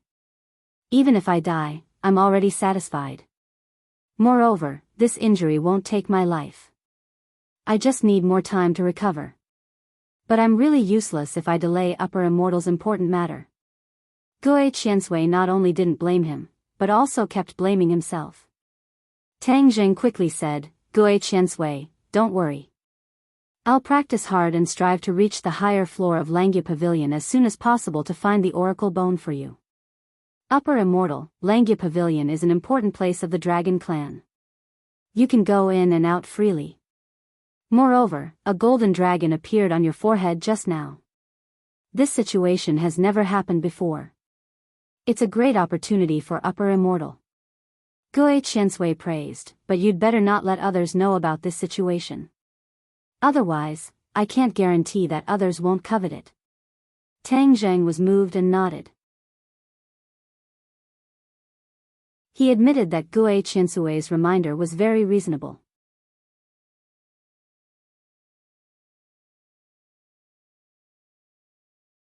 Chapter 709.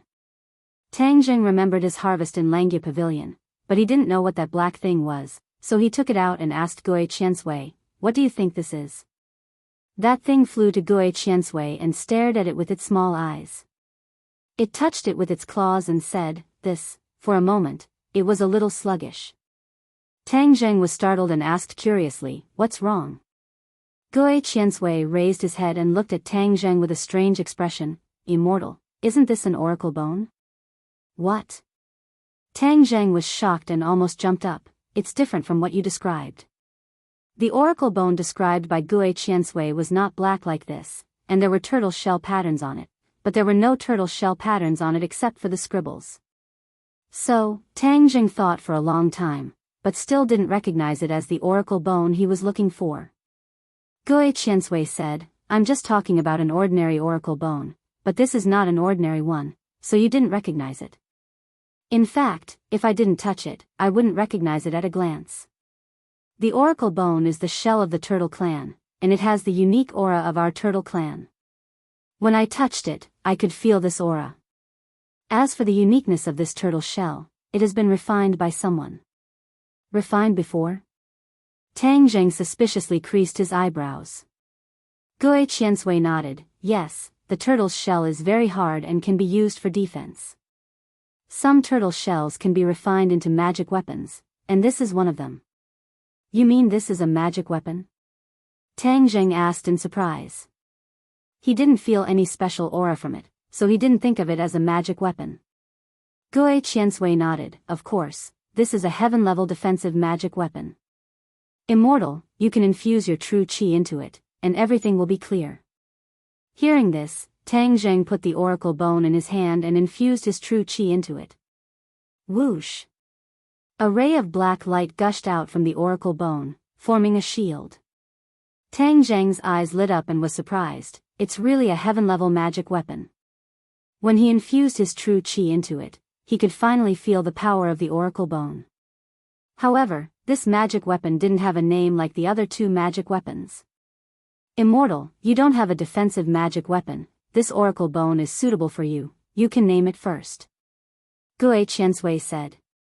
Isn't the oracle bone to heal your injuries? Healing won't damage the oracle bone, after I use it is still a heaven-level magic weapon. Tang Zheng suddenly realized that he had misunderstood and thought that after healing, the oracle bone would lose its use. The more he looked at it, the more he liked it. It was more and more. Now, he had the heaven-shocking bow, shooting sun arrows, battle soul sword, dragon-trapped rope, and 9 revolving pill furnace. Among them, the dragon-trapped rope could occasionally be turned into a shield and used as a defensive magic weapon, but after all, it was not a true defensive magic weapon, and its defensive power was not strong. If he had a magic weapon with strong defensive power, his overall strength would definitely have a qualitative leap. Tang Zheng's thoughts fluctuated as he played with the oracle bone. Since the oracle bone is the sacred object of your turtle clan, then let's call it Sacred Armor Shield. Sacred Armor Shield, good name. This matter should not be delayed, use it to heal first. Tang Zheng impatiently urged. Yes, Immortal, please wait for a moment. With the oracle bone, Guo Qiansui was full of confidence and spirit. The oracle bone flew into the air and flew above Guo Qiansui's head. Suddenly, a ray of light shot out from Guo Qiansui's back and directly hit the oracle bone. The oracle bone buzzed and shook, then a ray of black light fell and merged with the light on Guo Qiansui's back and fell on his turtle shell. In an instant, Guo Qiansui was wrapped by the black light, and Tang Zheng could not see what was happening. He silently stood by the side and stared at Guo Qiansui. At this time, Marshall quietly walked in from the outside. When she saw this scene, she was surprised and asked, "What is going on?" Guo Qiansui is healing. It won't be long before we can leave this place. Tang Zheng said excitedly. Marshall was slightly startled and said with a complicated expression, "That's great." In fact, Marshall's heart was filled with mixed feelings. These few days, although they were in a foreign country and could be in danger at any time, but it was her happiest days. Tang Zheng spent most of his time with her. Moreover, ever since that intimate hug on the balcony that day and the mutual confession of their hearts had come together. They had a tacit understanding and were very sweet. Deep in Marshall's heart, she did not want this perfect state to be broken. She knew that once she left this place, Tang Zheng would not completely belong to her. Yi Dingdang, Fang Shishir, Lu Qingmei, and even Princess Anne, and perhaps more women would flock to Tang Zheng, then she would not be able to monopolize him. She did not feel it before, but now she faintly felt sour, but she had been silently burying this feeling in the bottom of her heart. However, she also knew that this was completely her wishful thinking, and was not realistic at all. Tang Zheng would leave this place sooner or later and return to Huaxia, but she did not expect this day to come so soon. Tang Zheng looked at her deeply and noticed the strangeness between her eyebrows. His heart moved as he held her hand and asked, "What's wrong with you?" Marshall squeezed out a smile and clasped his hand, saying, "Nothing, I'm happy to hear this news." Tang Jing did not think too much about it and said, "All of this depends on Gui Qiansui, but I don't know how long it will take for it to heal." Marshall also glanced at Gui Qiansui, who was enveloped in light, and said absent-mindedly, "It doesn't matter how long we wait." "Oh right, are you coming back to Huaxia with me this time, or are you staying on the island?" Tang Jing asked. Marshall's expression panicked. She did not know how her master and mistress would arrange for her. She could not help but feel a little scared and said, "I don't know either. This is your choice." She hesitated for a moment, then said, "I want to go back to Huaxia with you." Tang Zheng's mouth hooked up into a smile. He gently wrapped his arms around her waist and said with a mischievous smile, "Is it because you can't bear to part with me?" Marshall was a little embarrassed. These days when Tang Zheng had nothing to do, he would smile mischievously and move his hands and feet. He was like an irritable little monkey, which often made Marshall feel shy. In the past, the relationship between the two of them was too rigid. Now, they were like a couple in love.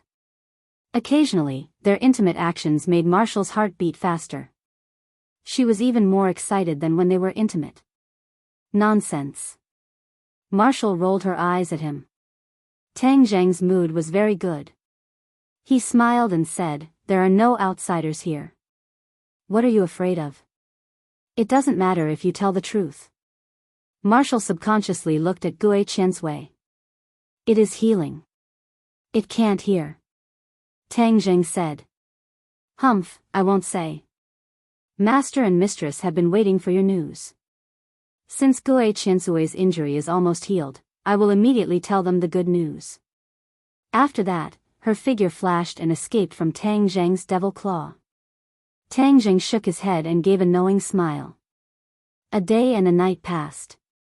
The light that wrapped around Gui Qiansui dissipated. Gui Qiansui finished healing. There were no scars on his back. He was full of energy again. He excitedly said, "Immortal, the oracle bone contains my turtle clan's spiritual energy. It is this spiritual energy that helped me to heal quickly." Tang Jing faintly smiled and glanced at the oracle bone. There were no changes, so he casually put it away and said, "Since it is like this, a long night is full of dreams. We will immediately depart." "Yes." Gui Qiansui excitedly shook his head. This group of people went out of the house and went straight to the sea. Everyone was very excited. They were finally going to leave this damned place.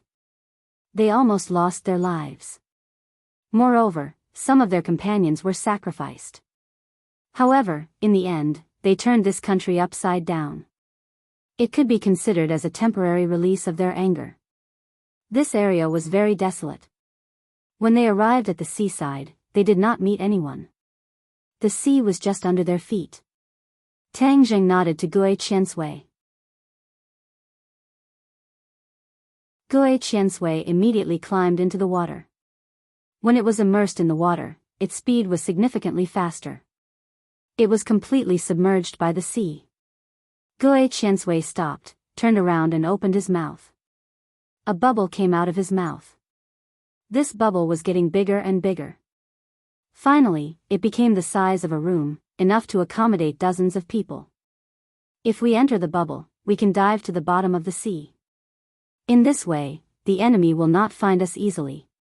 Tang Jing did not think that the enemy would only intercept them at the port and the airport. He was afraid that the Maritime Self-Defense Force would also be arranged to patrol the sea. They would not let them go easily.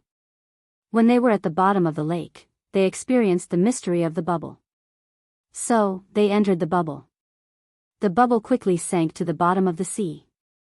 There was no trace of them on the surface of the sea. Gui Qiansui took the lead and led the way. The bubble automatically followed his footsteps. Everyone opened their eyes wide and looked at the world under the sea in amazement. This kind of treatment was not common. They should seize the time to enjoy the beautiful scenery of the sea. The bottom of the sea was really beautiful. Countless kinds of fish swam from both sides of the bubble. Some of them curiously looked around, looking at the strange big bubble and the people inside. Wu opened his eyes wide and looked around. His face showed a surprised expression. Wu Junshan and Lan Yu looked at each other. Both of them showed a gratified expression. All of this was due to their son's credit. The so-called the student surpasses the master. Qiansui Gui and Bubble were not slow. They had already drifted far away from the coast and arrived at the deep sea. The surrounding scenery was more colorful, and there were many huge fishes swimming by on both sides. It was a sight to behold.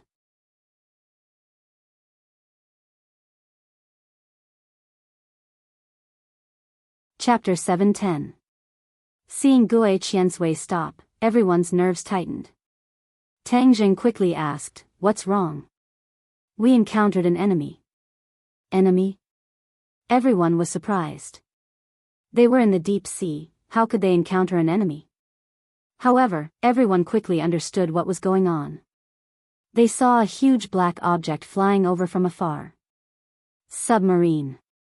Everyone suddenly realized that the island nation had not only intercepted and investigated in the sea and the air, but also deployed a submarine at the bottom of the sea.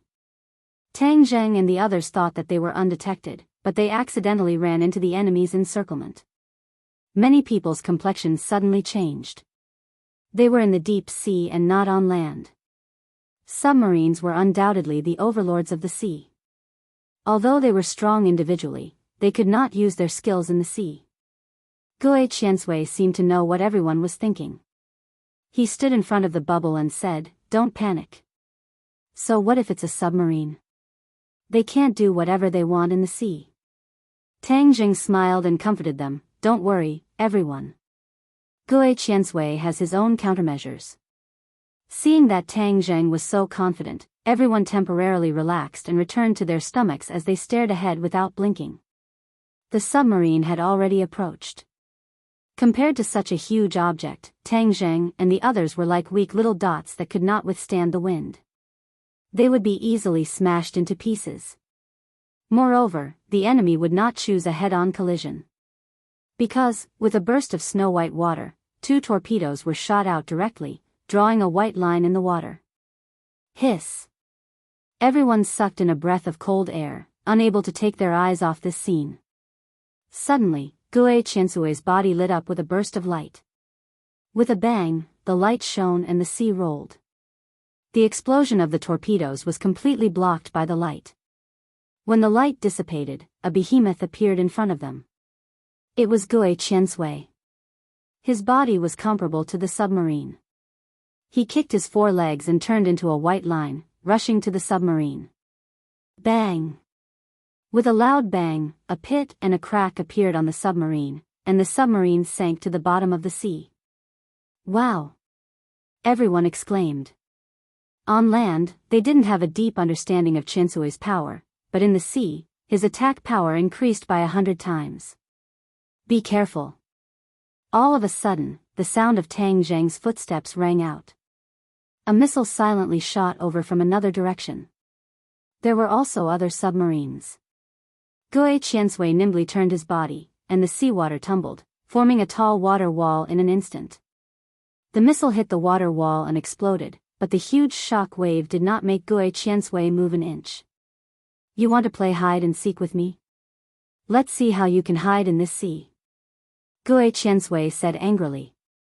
The opponent seemed to have discovered Gui Qiansui's strength, so he didn't rush forward recklessly.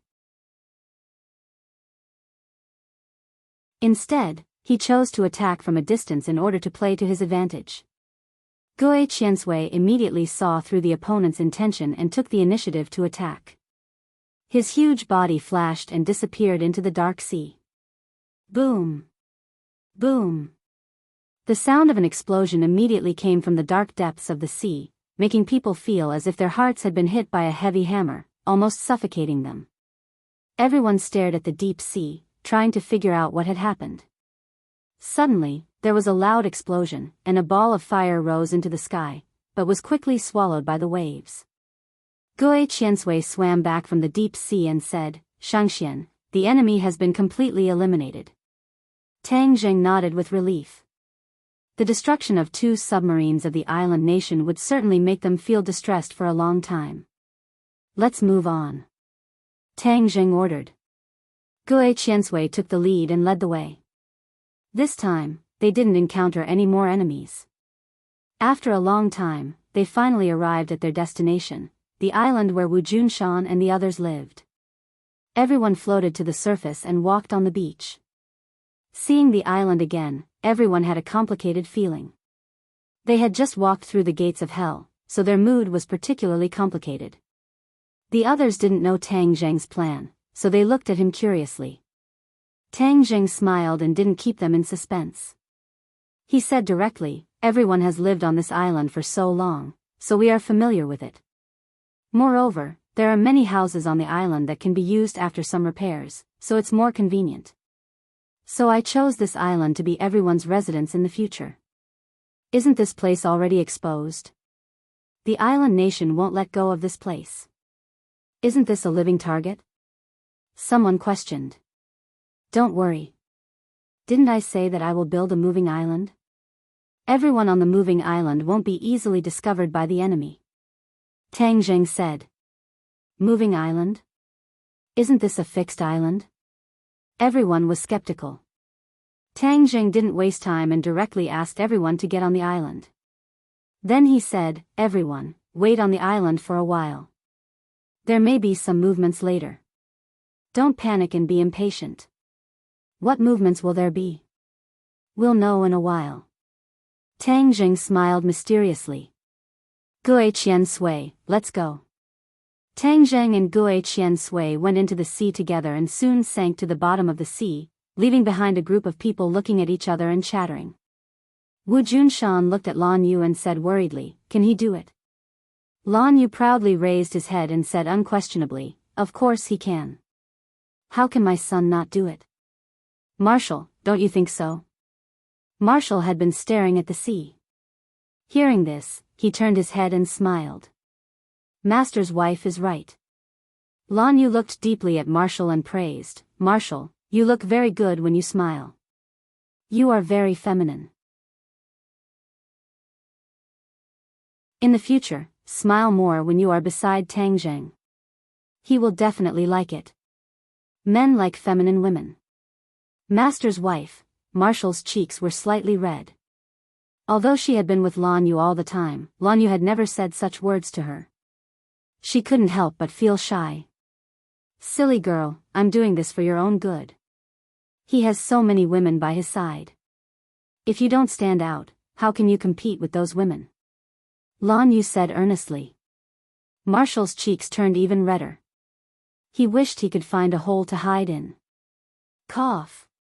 Hearing this, Wu Junshan suddenly coughed, reminding them that there were others. Lan Yu turned around and looked at the crowd. Go to the side. You have the nerve to eavesdrop on women's matters. Everyone smiled meaningfully and quickly retreated to the side. However, their gazes towards Marshall were very thought-provoking. In the past, Marshall had a high prestige in the Marshall organization. Sometimes, his prestige was even higher than some elders.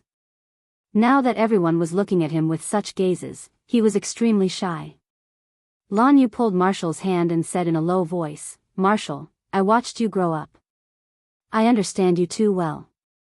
The environment of the Marshall organization has created you, turning you into a decisive person, just like a boy. The Marshall organization has let you down. Master's wife, Lan Yu interrupted her, shook his head and said, listen to me first. After all, you are a girl, so you should have the characteristics of a girl. How could I not know your feelings for Tang Zheng? Actually, I have high hopes for you too, and if you become my daughter-in-law, I will definitely be very happy. However, just like I said before, men will always like gentle women. This is the nature of men. If you restrain your previous personality and pretend to be gentle, you will definitely leave a deep impression on him and make him like you even more. Don't you want that too? At this point, Marshall no longer hesitated and asked nervously, really? Of course it's true. I've been there before, so I know better than you. Oh, I'll remember. Marshall blinked her big black eyes and silently memorized it. In addition, this time, when you accompany him back to Huaxia, you will definitely experience many difficulties and obstacles. You must always accompany him. This is a good opportunity to improve your relationship and capture a man's heart. Lan Yu personally instructed, and Marshall's mind also became active. The two of them whispered to each other non-stop. Boom!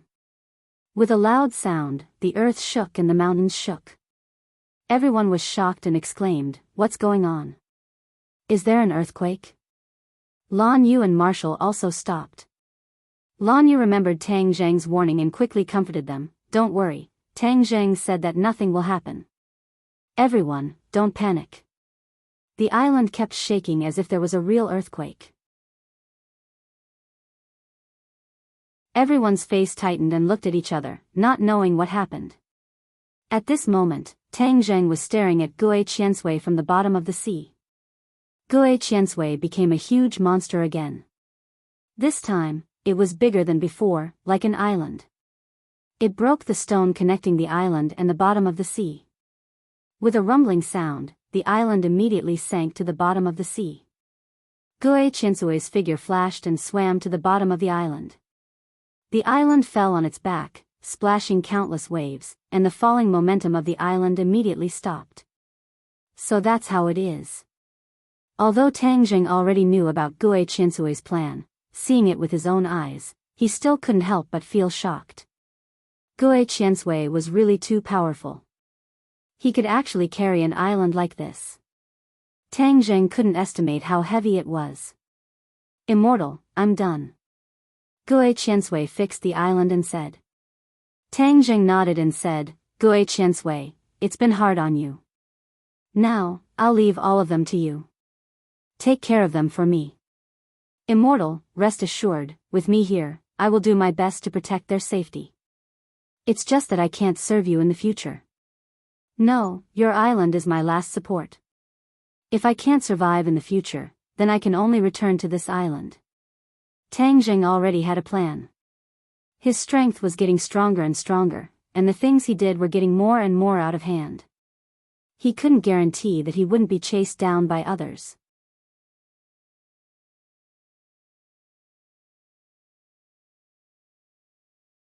Chapter 711. Tang Zheng bid farewell to Gue Qiansui, returned to the shore, and explained everything to everyone. When everyone heard this, they were all shocked. A real island had actually become a moving island, becoming everyone's resting place. The island began to move, following the current towards Huaxia, moving at a speed that was not slow. One day, a fishing boat entered their line of sight, and the island stopped moving. Tang Zheng, Wu, and Xiao Bai boarded the fishing boat together, and a few days later, they boarded the land of Huaxia from the port. Once again stepping onto this hot land, Tang Zheng's heart was somewhat apprehensive. He did not know what was waiting for him. However, he would deal with whatever came his way. Whatever came his way, he would take it all on. Tang Zheng and Marshall were like a couple. On the same day, they bought a ticket back to the capital and entered the airport. Looking at the bustling crowd, Tang Zheng took a deep breath and said, "The motherland is still the best." The corner of Marshall's mouth slightly raised as she quietly looked at him. Her eyes were like water, extremely gentle. Tang Zheng turned his head to look at her, and said with a strange expression, "Ever since we left the island, I feel like you have changed into a different person." A trace of panic flashed across Marshall's eyes as she covered it up and said, "Nonsense, I didn't." Tang Zheng shrugged his shoulders and did not think too much about it. He took the boarding pass and said, "Let's go, we can board the plane." The two of them stood up and were about to walk towards the boarding gate when suddenly, there was an uproar in the departure hall. A group of people rushed over from afar, armed with live ammunition, their bodies emitting killing intent. Squeak squeak.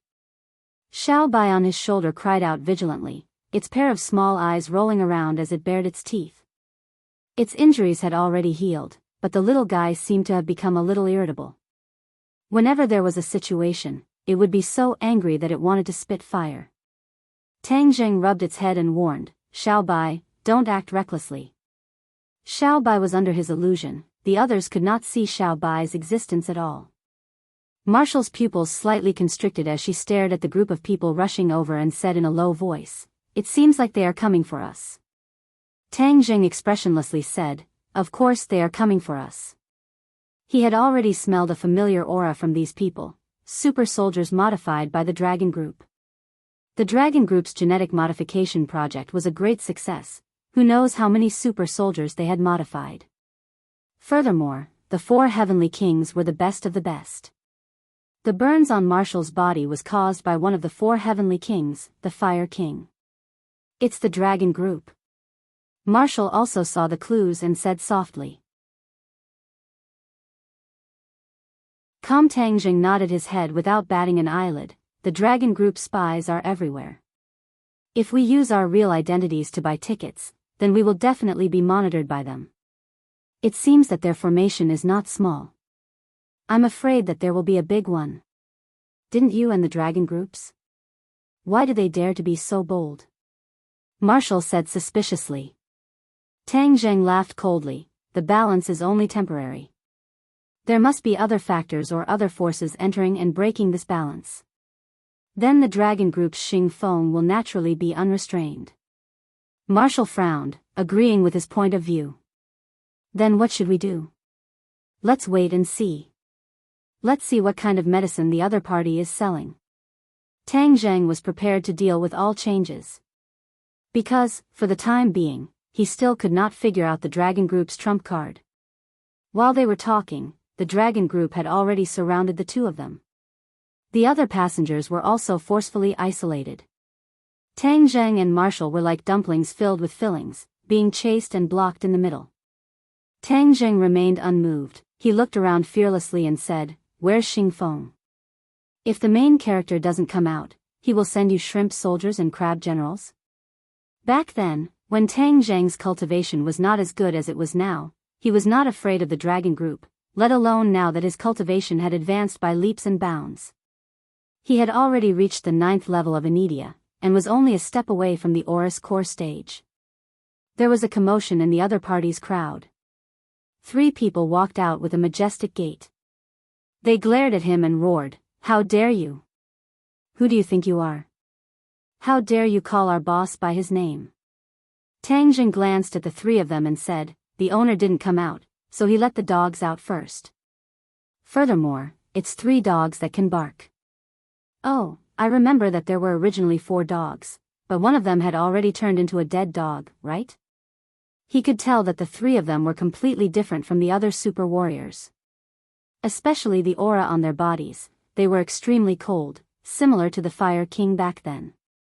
Thus, he concluded that the 3 of them were definitely the other 3 of the 4 heavenly kings. As expected, when the 3 of them heard this, they were enraged. Some of them were about to attack, but they were stopped by one of the older ones. This person was the leader of the 4 heavenly kings, the Thunder King. These 3 heavenly kings were the Thunder King, Wind King, and Water King. Together with the Fire King, they formed the camp of the 4 heavenly kings. They were the cream of the crop after genetic modification, and each of them had a set of superb skills. So what if you have a sharp tongue? In any case, you won't be able to escape today even if you have wings. The Thunder King said with killing intent. Tang Zheng was unmoved. He swept a disdainful glance at the other party and said, "With just you guys? Tang Zheng, you think you're number 1 under the heavens just because other people think you're number 1? Let me tell you, this time we came prepared. If you dare to resist, then you will be going against this country." The Thunder King said solemnly. "Going against the country?" Tang Zheng's expression turned cold. "Can your Dragon Group represent the country?" The Thunder King said confidently, "Perhaps not in the past, but today, at this very moment, the Dragon Group represents the country. If you resist, then you will be going against the country. I am not joking with you. Actually, I would be more happy if you resist, because then you will definitely die today. I am very happy to see this kind of scene." Tang Zheng stared unblinkingly into the Thunder King's eyes, confirming that he was not lying. His heart thumped. Something must have happened during this period of time that caused the dragon group's status to rise greatly. Otherwise, the other party would not be so unrestrained. But could it be that he was just going to follow them? The dragon group was not a benevolent group. As long as he fell into their hands, it would be like a lamb entering the tiger's den. Even if he did not die, he would lose a layer of skin.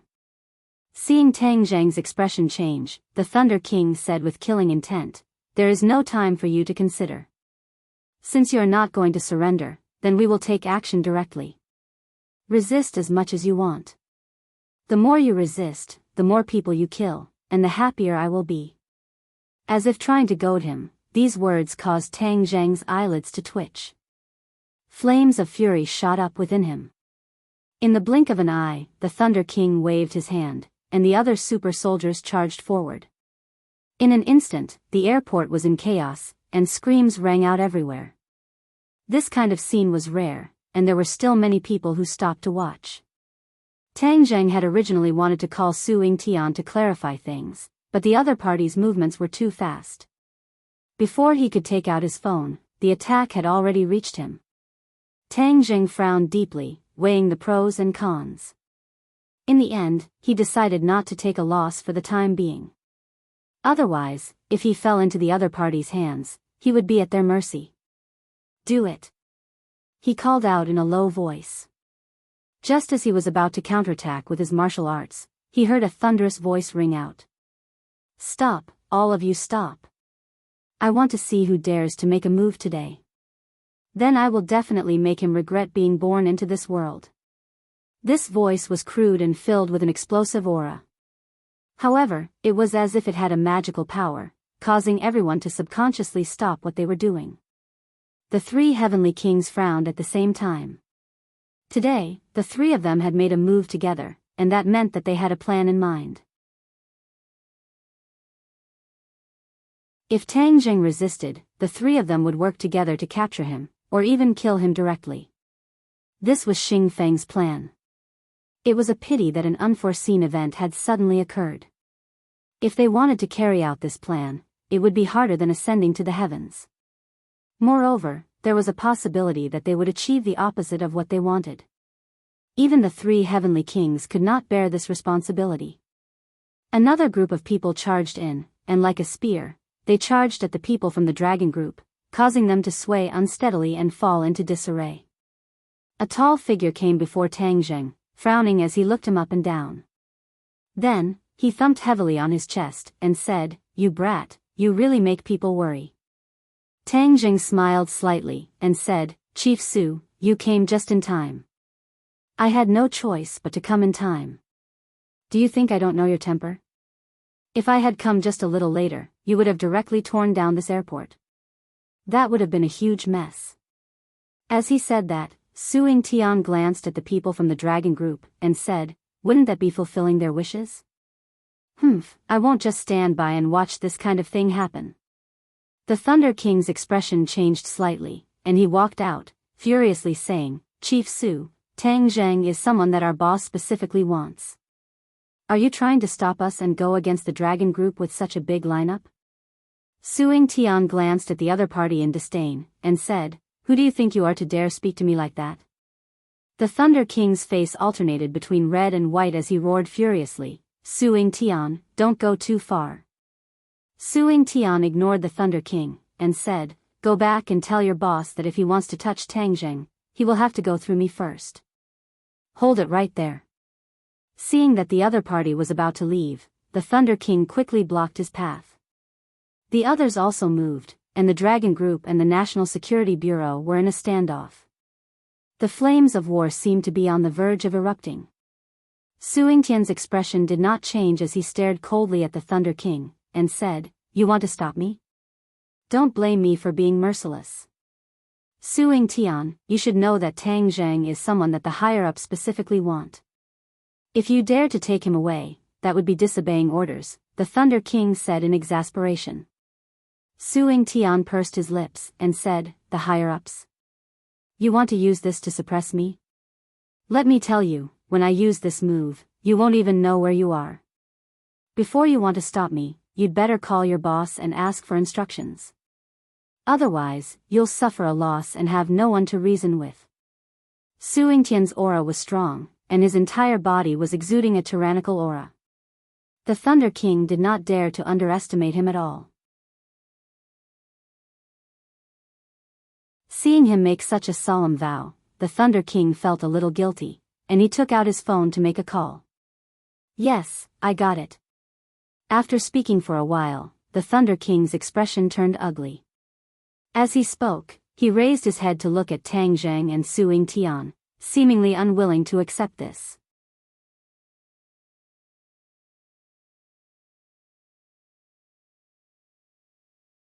Chapter 712.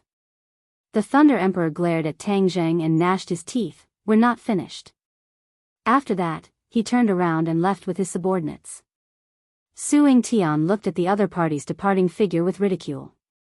When the other party was far away, his face sank. The dragon group is becoming more and more unrestrained. They even dared to touch a consultant from the National Security Bureau. Tang Zheng relaxed and asked, "It seems that there have been many changes in the country recently?" Su Yingtian bitterly smiled and shook his head. "It's a long story. Let's leave this place first." The group left the departure hall in a grandiose manner and took several cars to a military cargo plane in the airport. The military plane roared as it flew into the blue sky. Only then did the group feel slightly relieved. Su Yingtian looked at Tang Zheng with a burning gaze and asked with a solemn expression, "Now you can tell me what you did in the island nation." "I'm all ears." Tang Zheng gently caressed Xiao Bai. He had already removed the illusion on Xiao Bai. Xiao Bai was lying on his lap and didn't care about the curious gazes of others. Tang Zheng organized his words and spoke. This time, he didn't hide the news of Wu Junshan's group. After all, the Li Palace already knew about this matter. It wasn't easy to hide it from the government. As expected, Su Yingtian wasn't surprised when he heard the news of Wu Junshan's group. Clearly, he already knew about this matter. Furthermore, a trace of gratification flashed across his face. However, when he heard that the Li Palace had colluded with the island nation and betrayed Wu Junshan's group, Su Yingtian's face sank. Almost everyone in Huaxia, including those in the government, didn't have a good impression of the island nation. This was because of history. The Li Palace had actually colluded with the island nation to harm Wu Junshan's group. This was truly infuriating. After all, Wu Junshan's group was a part of Huaxia. This was equivalent to colluding with the enemy and harming their own people. However, there were too many factors involved. Su Yingtian didn't immediately express his opinion. In the end, when he heard the inside story of the Yamada no Orochi and the war decades ago, Su Yingtian couldn't sit still any longer. He slapped the armrest of the chair, shattering it into pieces. Tang Zheng had already expected that he would have this kind of reaction. Any Chinese person with a bit of courage would have the same reaction after hearing the truth. Damn Japanese, so they actually concocted such a big scheme and even killed so many Chinese compatriots. Su Yingtian angrily roared. Tang Zheng calmly said, "Now that you know the truth, how do you evaluate my actions in the island nation?" Su Yingtian was startled. He understood the meaning of Tang Zheng's words. His expression was somewhat complicated as he sighed. "As an official, I obviously don't want you to do such an extreme thing. But as a Huaxia person, I can't help but clap my hands in joy. What you've done is too damn satisfying." Su Yingtian heavily slapped Tang Zheng's shoulder and continued, "Although I'm an official, I'm first and foremost a Huaxia person. Those people in the Imperial Advisor's residence and the Imperial Palace all deserve to die. They should die without a burial site." Tang Zheng looked at him with gratification and said, "I didn't misjudge you." Su Yingtian revealed a bitter smile and sighed, "The new generation excels the old. The secret of decades has been discovered by you. Humph, let's see how the island nation can be arrogant now." "Oh." Tang Zheng's heart skipped a beat. The island nation must have already found out my identity, so they're pressuring the country, right? Su Yingtian nodded his head. The island nation's attitude is firm, so they're under a lot of pressure. "What do they want?" "Of course they want us to hand you over." Otherwise, why would the dragon group send so many people to capture you? But the dragon group isn't the only one in the country. There are still many righteous and unyielding people. Tang Zheng recalled the scene from before and curiously asked, why did the dragon group suddenly compromise? Because I invited a big shot to reject the dragon group's previous proposal. Su Yingtian pretended to be mysterious as he said. Big shot? Who? Tang Jing curiously asked. Su Yingtian laughed and purposely kept him in suspense. This is a secret for now. You'll naturally know when you see him. Tang Zheng was filled with suspicion as he looked out the window and asked, I forgot to ask you, where are we going? Of course it's the capital. Didn't you buy a ticket to go to the capital? Alright, then I'd like to see who this big shot you're talking about is. Tang Zheng did not ask further. The plane whistled through the clouds. In just a few hours, the plane landed at a military airport on the outskirts of the capital. An off-road vehicle carrying Tang Zheng, Wu, and Su Yingtian sped towards the center of the city. Looking at the familiar scenery and streets outside the window, the weather was already hot. The streets were filled with people wearing cool clothes, and the beauties began to reveal their slender snow-white thighs, attracting the men's gazes. The off-road vehicle drove straight into the center of the capital. Tang Zheng's pupils constricted as he stared at the building in front of him. This building was not tall, but rather, it was a little short in the capital that was filled with tall buildings. However, as a person from Huaxia, no one dared to look down on this place. This place was much more powerful than those skyscrapers, because this represented the center of Huaxia's power. Any Huaxia person who came here couldn't help but feel a little apprehensive, or even reverent. Even Tang Zheng was no exception. After all, he was a secular person who had received more than 10 years of traditional education. Even though his strength had greatly increased in the past year and he had experienced many major events, some of the genes hidden in his bones could not be changed in a short period of time.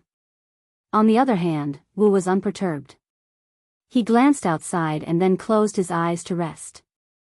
Even his mood did not fluctuate in the slightest. Power, in her eyes, was really ephemeral. She had been taught to despise secular power since she was young. This was a world of difference from Tang Zheng. As if sensing his mood, Su Yingtian said, Don't be nervous, there are also people living here. Moreover, in terms of individual strength, you are stronger than any of them. Tang Zheng revealed a wry smile, took a deep breath, suppressed the fear in his heart, and said, It's my first time here, so it's difficult to avoid the customs. Su Yingtian chuckled in satisfaction at Tang Zheng's bluntness, and said, The first time I came here, I was even more nervous than you. My hands were trembling, and my legs were almost unable to take a step. In the end, when I went back, I found that my vest was full of sweat, and my clothes were as if they had been fished out of the water. Is it that exaggerated? Tang Zheng sneered. Although he was in awe of the power here, it was not to that extent. It's not exaggerated at all. I'm still considered good. There are people who are so weak that they can't even walk. Your condition is already very good. Su Yingtian praised. After hearing his words, Tang Zheng's remaining trace of nervousness gradually disappeared. He loosened his shoulders, and instead felt a kind of unprecedented ease. Seeing his change, Su Yingtian's eyes flashed with a strange light. He secretly praised him. A dragon among men, as expected, extraordinary. This change was far from what an ordinary person could compare to. The off-road vehicle passed through a strict inspection and passed through a series of armed guards before finally entering the central area of this power center. Most of the buildings here were courtyards or 2- or 3-story buildings. These buildings were hidden in the greenery. Although there was already a trace of summer in the sky, when one was in this space, one's whole body was emitting a cool feeling. A cool breeze brushed past one's face, and it was incomparably comfortable. The few of them got out of the car, and Su Yingtian led the 2 people and 1 beast into one of the courtyards with ease. Tang Zheng could not help but size up. The Ye family's residence in the capital was also a courtyard, and it occupied a larger area than this courtyard. However, Tang Jing felt that this courtyard was far more formidable than the Ya families, especially the few powerful auras in the dark, which made Tang Jing's heart involuntarily tremble a few times. What a tight security force. Tang Jing secretly praised. The security here was even tighter than the imperial palace of the island nation. Although there were many masters in the imperial palace, there were very few true masters. However, judging from the auras that Tang Jing felt just now, there were definitely no less than 3 masters. The corner of Tang Jing's mouth raised. They had really mobilized a lot of people. Were they afraid that they would not be able to control him and prevent him from harming people? But on second thought, he was relieved. If any one of the people living here had an accident, it would be a major event no less than an earthquake for the country of Huaxia. It would affect the development and strategy of the entire country and affect thousands of families. Indeed, they couldn't be careless. Of course, from the difference in the strength of the guards, it could be seen that Huaxia's foundation was far from what the island nation could compare to. What was extremely laughable was that the island nation still did not give up and tried to start a war with Huaxia again. Wu, you and Xiaobai need to stay in this room for the time being. The few of them entered a small room, and Suing Tian said solemnly. At this moment, his brows were filled with the seriousness of official business. When Wu heard this, he immediately frowned and looked towards Tang Jing. I want to bring Tang Jing to see an important figure. He's the only one, I don't have the authority to bring anyone else in. Suing Tian said honestly. Wu still did not say anything, but his brows were knitted tighter and tighter. The atmosphere was somewhat tense. Tang Jing roughly guessed Suing Tian's thoughts and said, Wu, you and Xiaobai stay here, I'll be back soon. When Wu heard this, his brows immediately relaxed, and his eyes became gentle, like a pool of autumn water, causing Suing Tian to be speechless. When did Wu become so docile and obedient? He looked deeply at Tang Jing. How many more surprises would this brat give him? Tang Jing and Suing Tian walked out together, passed through a courtyard, and arrived at a study room. They knocked on the door and entered, and a room full of books greeted their eyes. Although it was Tang Jing's first time here, he could clearly feel that the books on the bookshelves were definitely not used as decorations to show off, but were frequently flipped through. It could be seen how astonishing the reading volume of the owner of this place was.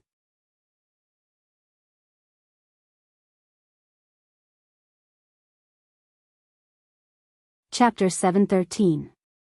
This back view often appeared on television news and in various news reports. Most of the citizens had a deep impression of it. Tang Jing was no exception. Although the other party had yet to turn around, Tang Jing had already guessed his identity. He couldn't help but be stunned. Why was he here to see him? Who was this person? It was the person who had a meeting with Suing Tian, Xing Feng, and the others some time ago. He was one of the people at the top of the power pyramid in Huaxia, the bureau chief of the central government, an absolute big shot. Compared to him, all the officials rumored to be in charge of the borders were insignificant. Hearing the footsteps, the bureau chief turned around. His bright and imposing gaze swept past Tang Jing. He nodded without batting an eyelid and said, "Heroes come from the young." It's true that heroes come from the young. You've done such a big thing at such a young age. Although his words were good, there was a hint of reproach in them. Suing Tian was an old hand in the bureaucracy. How could he not tell?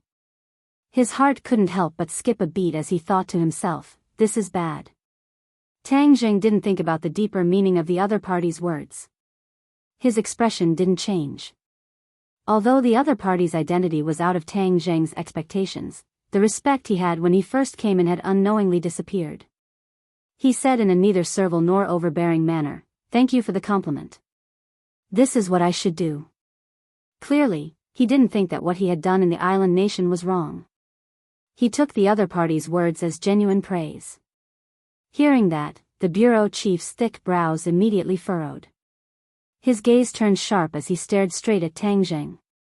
Tang Jing was also someone who had been through a lot. The bureau chief's halo was useful to ordinary people, but not to Tang Jing. Therefore, Tang Jing calmly looked straight into the bureau chief's eyes. Their gazes met, and the study was terrifyingly silent. The air seemed to have frozen. Su Yingtian's breathing was almost out of control.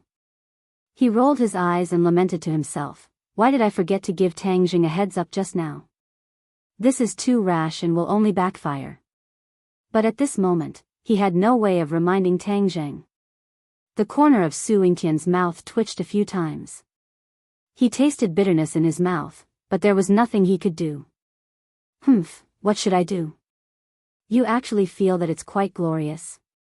The bureau chief didn't seem to approve of Tang Zheng's attitude.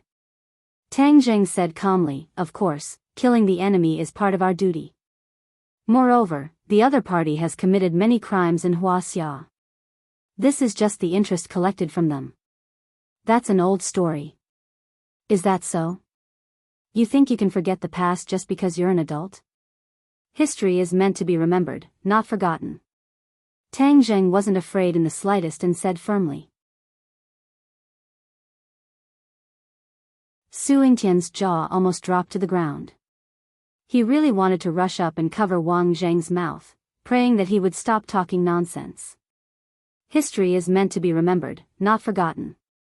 The bureau chief's expression changed slightly as he repeated this sentence. He looked at Tang Zheng with a hint of approval in his eyes. Today's society was too impetuous. Everyone was looking forward and risking their lives for money and status. There were very few people who had this kind of awareness of the big picture, or this kind of spirit. Without a doubt, Tang Zheng's words touched the bureau chief. But the bureau chief didn't give up.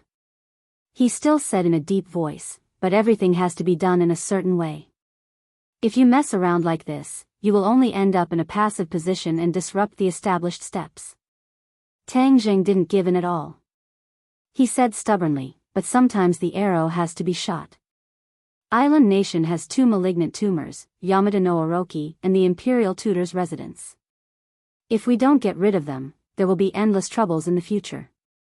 Imperial Tutor's residence, Yamada no Orochi? The bureau chief frowned. He was no stranger to the Imperial Tutor's residence. After all, the National Security Bureau had a lot of information on the Imperial Tutor's residence. But it was the first time he heard of Yamada no Orochi. Tang Zheng didn't answer.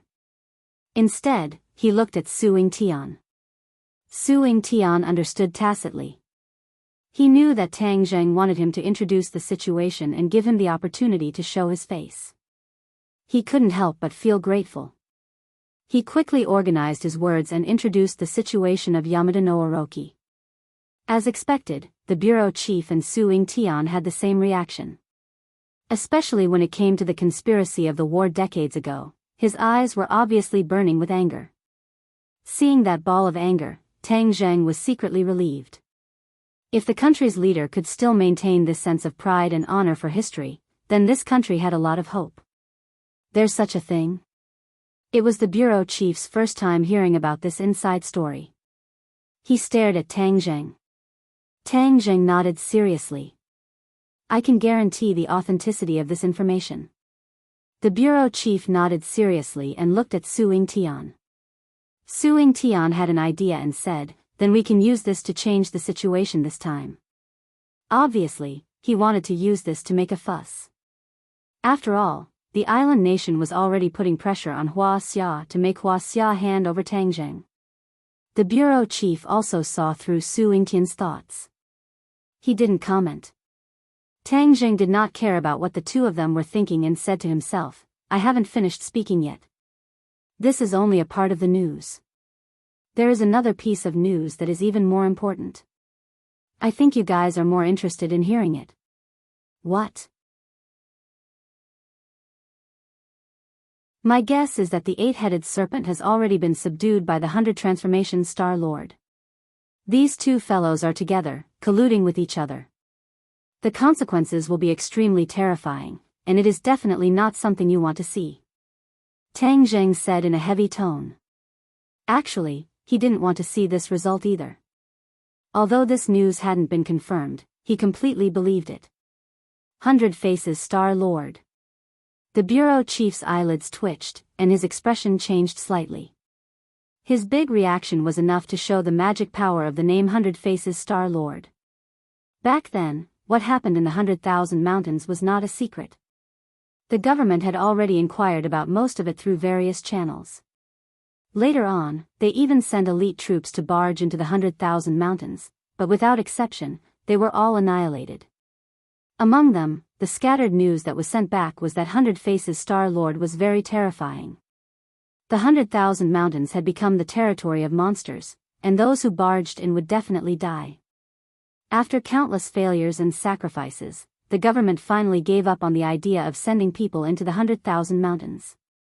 But the name 100 Faces Star-Lord was like a nightmare. It spread among the upper echelons of power, and the few big bosses heard it like thunder. Su Ying-tian also looked at Tang Zheng in shock. After hearing this news, his heart couldn't help but beat faster. 100 Faces Star-Lord had already made them helpless.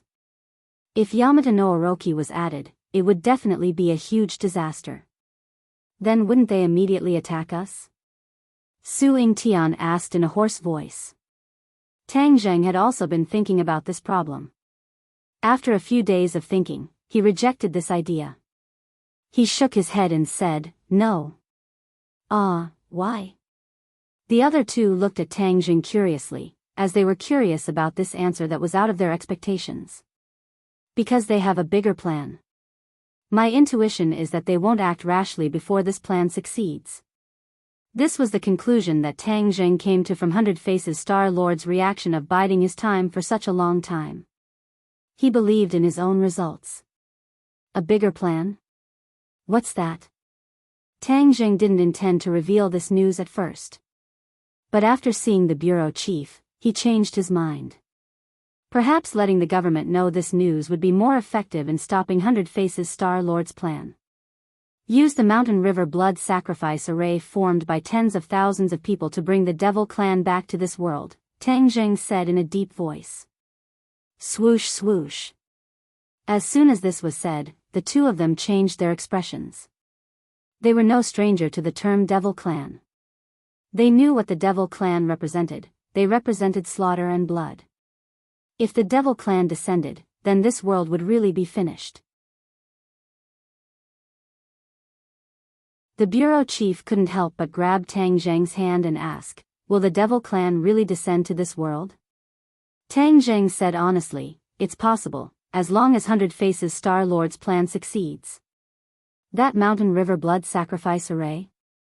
Yes, this formation is extremely bloody and vicious. It requires the lives and blood of tens of thousands of people as a catalyst to activate the formation and bring the demon clan back from the skies beyond. Tang Zheng's voice couldn't help but become heavy. He couldn't imagine what would happen to this world after the Devil Clan descended. How do we stop him? The bureau chief asked directly. Use all the information we have to search for the missing people in various places and stop 100 Faces Star-Lord from finding so many victims. Su Ying-tian asked worriedly, "Will it work?" Tang Zheng wasn't very confident. He said helplessly, "Do your best and leave the rest to fate." No. How can this world be destroyed by 100 Faces Star-Lord? We can't be so lucky. What do you mean do your best and leave the rest to fate? That's too negative. We have to deal with it actively. Su Ying-tian, I give you full authority to mobilize any resources to investigate the entire country. We can't neglect any missing people. We have to investigate to the end. The bureau chief gave a strict order. Yes. Su Ying-tian straightened his body and said passionately. He couldn't hide the excitement between his brows. During the last meeting, he was almost in despair. Tang Zheng's actions caused the country to be in a passive position. Furthermore, with Xing Feng fanning the flames, his situation became even worse. Many people even directly sentenced his career and life to death. But he didn't give up. He finally convinced the bureau chief to meet Tang Zheng. He even brought Tang Zheng over personally. Fortunately, he arrived in time and stopped the conflict between Tang Zheng and the Dragon Group. Otherwise, when the bureau chief heard about the conflict between Tang Zheng and the Dragon Group, he would have given up on meeting Tang Zheng. There wouldn't have been so many things that followed. Su Yingtian heaved a sigh of relief. But he didn't show it. His face was still serious. Tang Jing didn't know that his unintentional actions had a positive impact on the country.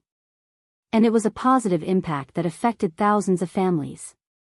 Originally, the problem of human trafficking in the country was not stopped. But because the country increased its efforts to investigate missing people, many missing people were found in time and reunited with their families. There were many women and children among them.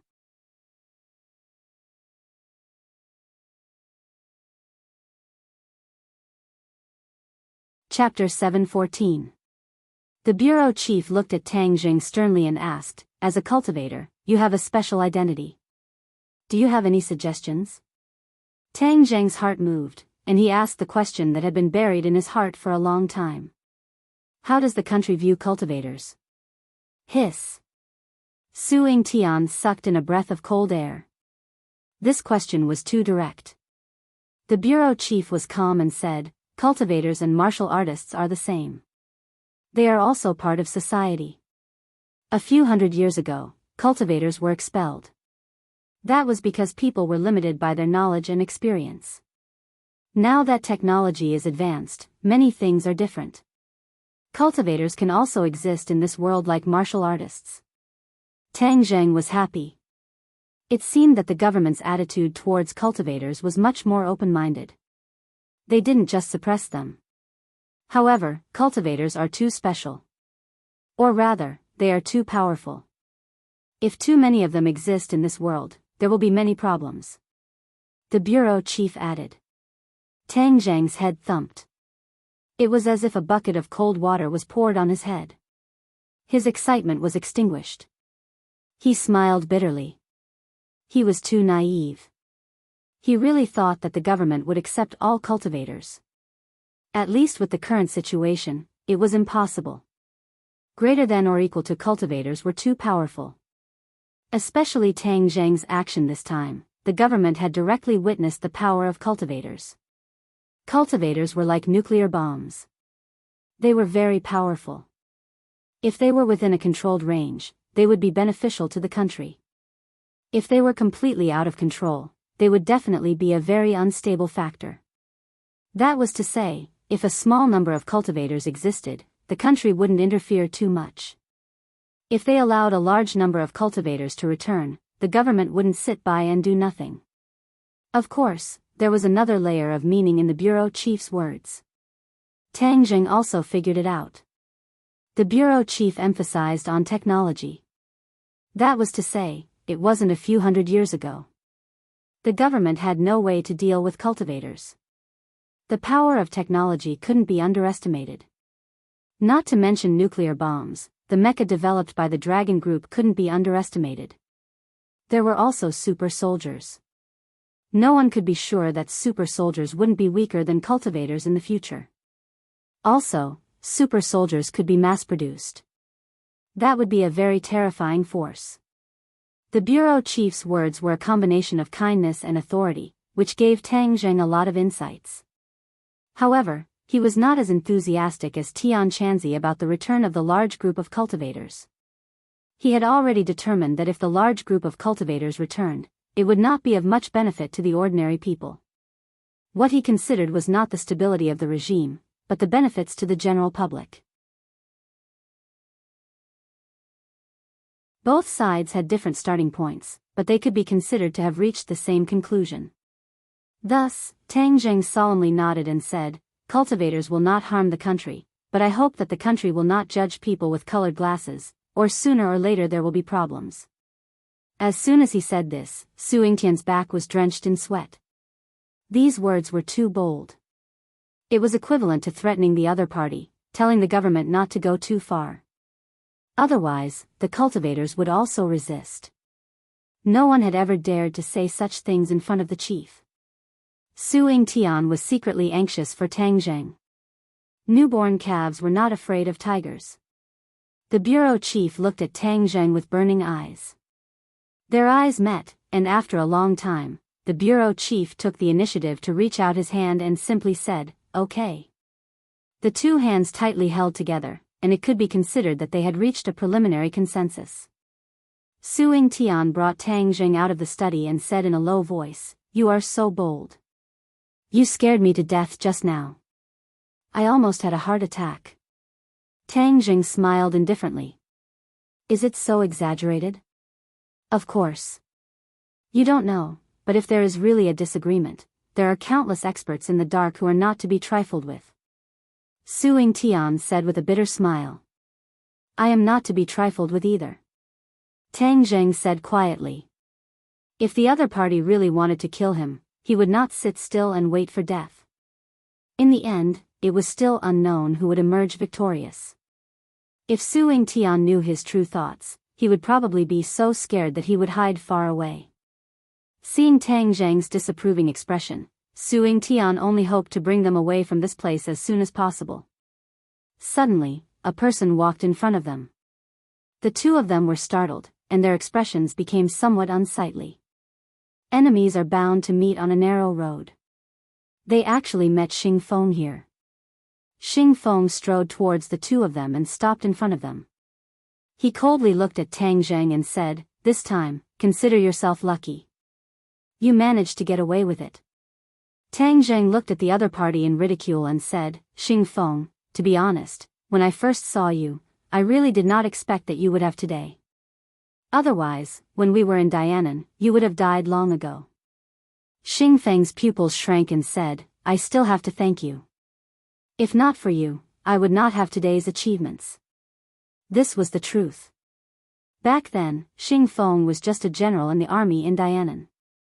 He still had to look up to Long Shenyuan. But now, he was the leader of the dragon group, and the power of the Long family was no longer a threat to him. "Then we will meet again. Let's see who will have the last laugh." Tang Jing did not waste time with the other party and directly said it out loud. "Then let's wait and see." Xing Feng coldly snorted, walked past the two of them, and strode away. Turning his head to look at his back, Tang Jing frowned and said, "The chief summoned him?" Su Yingtian sighed and said, "The situation of the Dragon Group and the National Security Bureau as equals has already formed. Especially this time, the Dragon Group was one step ahead of the National Security Bureau in reporting the island nation's information, causing the National Security Bureau to be very passive. The Dragon Group is in the limelight. I've implicated you." Tang Jing patted Su Yingtian's shoulder. "What's there to be polite about? My point of view is the same as yours. The Dragon Group won't be able to jump around for long, especially since Xing Feng is too high profile. Furthermore, he has the final say in the Dragon Group." The two of them returned to the hut, picked up Wu and Xiao Bai, and left this heavily guarded place together. When they were about to part ways, Su Yingtian pulled Tang Jing and asked in a low voice, "I still have a question in my heart. Where did you place Wu Junshan and the others?"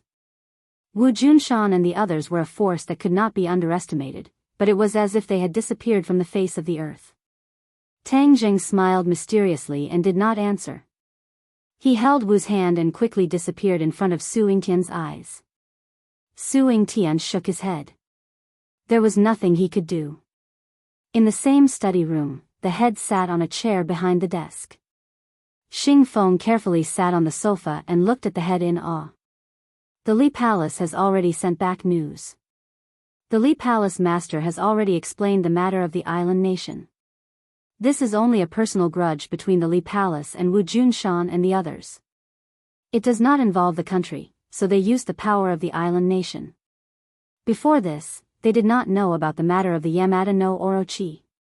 It turned out that before Tang Jing could say the truth, the Li Palace had already contacted the Dragon Group and explained the matter of the island nation. They wanted to remove the Li Palace from this matter and reduce the country's hostility towards the Li Palace. Hearing this, the head's face turned cold. Personal grudge, humph. Xing Feng's heart thumped. The head was really angry. The actions of the Li Palace were contrary to the country's wishes. It was truly infuriating. "Head, I believe that the Li Palace master is not someone who does not know how to adapt to the situation. He would not do such a disgraceful thing as colluding with the enemy." Although he knew that the other party was angry, Xing Feng still had to bite the bullet and explain for the Li Palace. The head coldly looked at Xing Feng. Xing Feng hurriedly lowered his head and said, "The Dragon Group has conducted a detailed investigation of the Li Palace. What they said should be true. Furthermore, the Dragon Group has already begun to infiltrate the Li Palace. In time, this mysterious force will also be used by the country." The Dragon Group infiltrated the Li Palace. Xing Feng really dared to do something that had never happened before. The bureau chief glanced at Xing Feng with gratification. Xing Feng had many shortcomings, but there was one thing that Su Yingtian couldn't compare to. Su Yingtian's thinking was much more rigid, while Xing Feng was very daring and would often do many unexpected things. The infiltration this time was one of them, and it had enlightened the higher-ups. The few large organizations were impenetrable, and they were not controlled by the government. This made the government very passive. If this continued, it was hard to guarantee that nothing would happen in the future. Xing Feng's suggestion was exactly what the higher-ups wanted. That was why they valued him more and more. They even turned a blind eye to the fact that he had the final say in the Dragon Group. The head's expression finally looked better. He nodded approvingly and said, "Follow up on this matter closely." "Yes." Xing Feng hesitated for a while, then said hesitantly, "Tang Zheng's matter, put aside your feud with Tang Zheng for now. Tang Zheng is a force that can be won over." The head had made his judgment. Even if Xing Feng had thousands of words to say, there was nothing he could do. Understood. Xing Feng accepted the order dejectedly. "How's the progress on the Tree of Life?" the head asked. Xing Feng said dejectedly, "There's no progress. This is all Tang Zheng's fault. I don't know what method he used, but we can't even get close to the Tree of Life. He has ulterior motives." Xing Feng seemed to have found another entry point to attack Tang Zheng. But before he could finish, he was interrupted by the head. "This matter needs to be considered at length. The research on the Tree of Life cannot be stopped, but we can't become enemies with Tang Zheng because of this." Xing Feng's words were blocked again. It was as if someone was strangling his throat. There was nothing he could do. Tang Zheng didn't know how many times he had been on the verge of danger. He was almost killed by Xing Feng's scheming. He returned home with Marshall. But when he opened the door, he wondered if he had walked into the wrong house. Was this still his home? He didn't dare to admit it. His home in the past wasn't bad, but it was completely different from what he saw now. His home now was like a palace. Although it was a two-bedroom room, the smell was completely different. It was completely renovated and decorated. There were all kinds of decorations. Even Tang Zheng, a layman, could tell that it wasn't ordinary. Of course, he didn't know that these materials, furniture, and decorations were all flown over from Sweden. The renovation cost was more than the price of buying this house. Marshall also looked at everything in front of her in disbelief and said, "Did we go the wrong way?" You're tuning into the Journey of the Soul YouTube channel. Don't forget to subscribe and join us on this journey to catch the most captivating stories.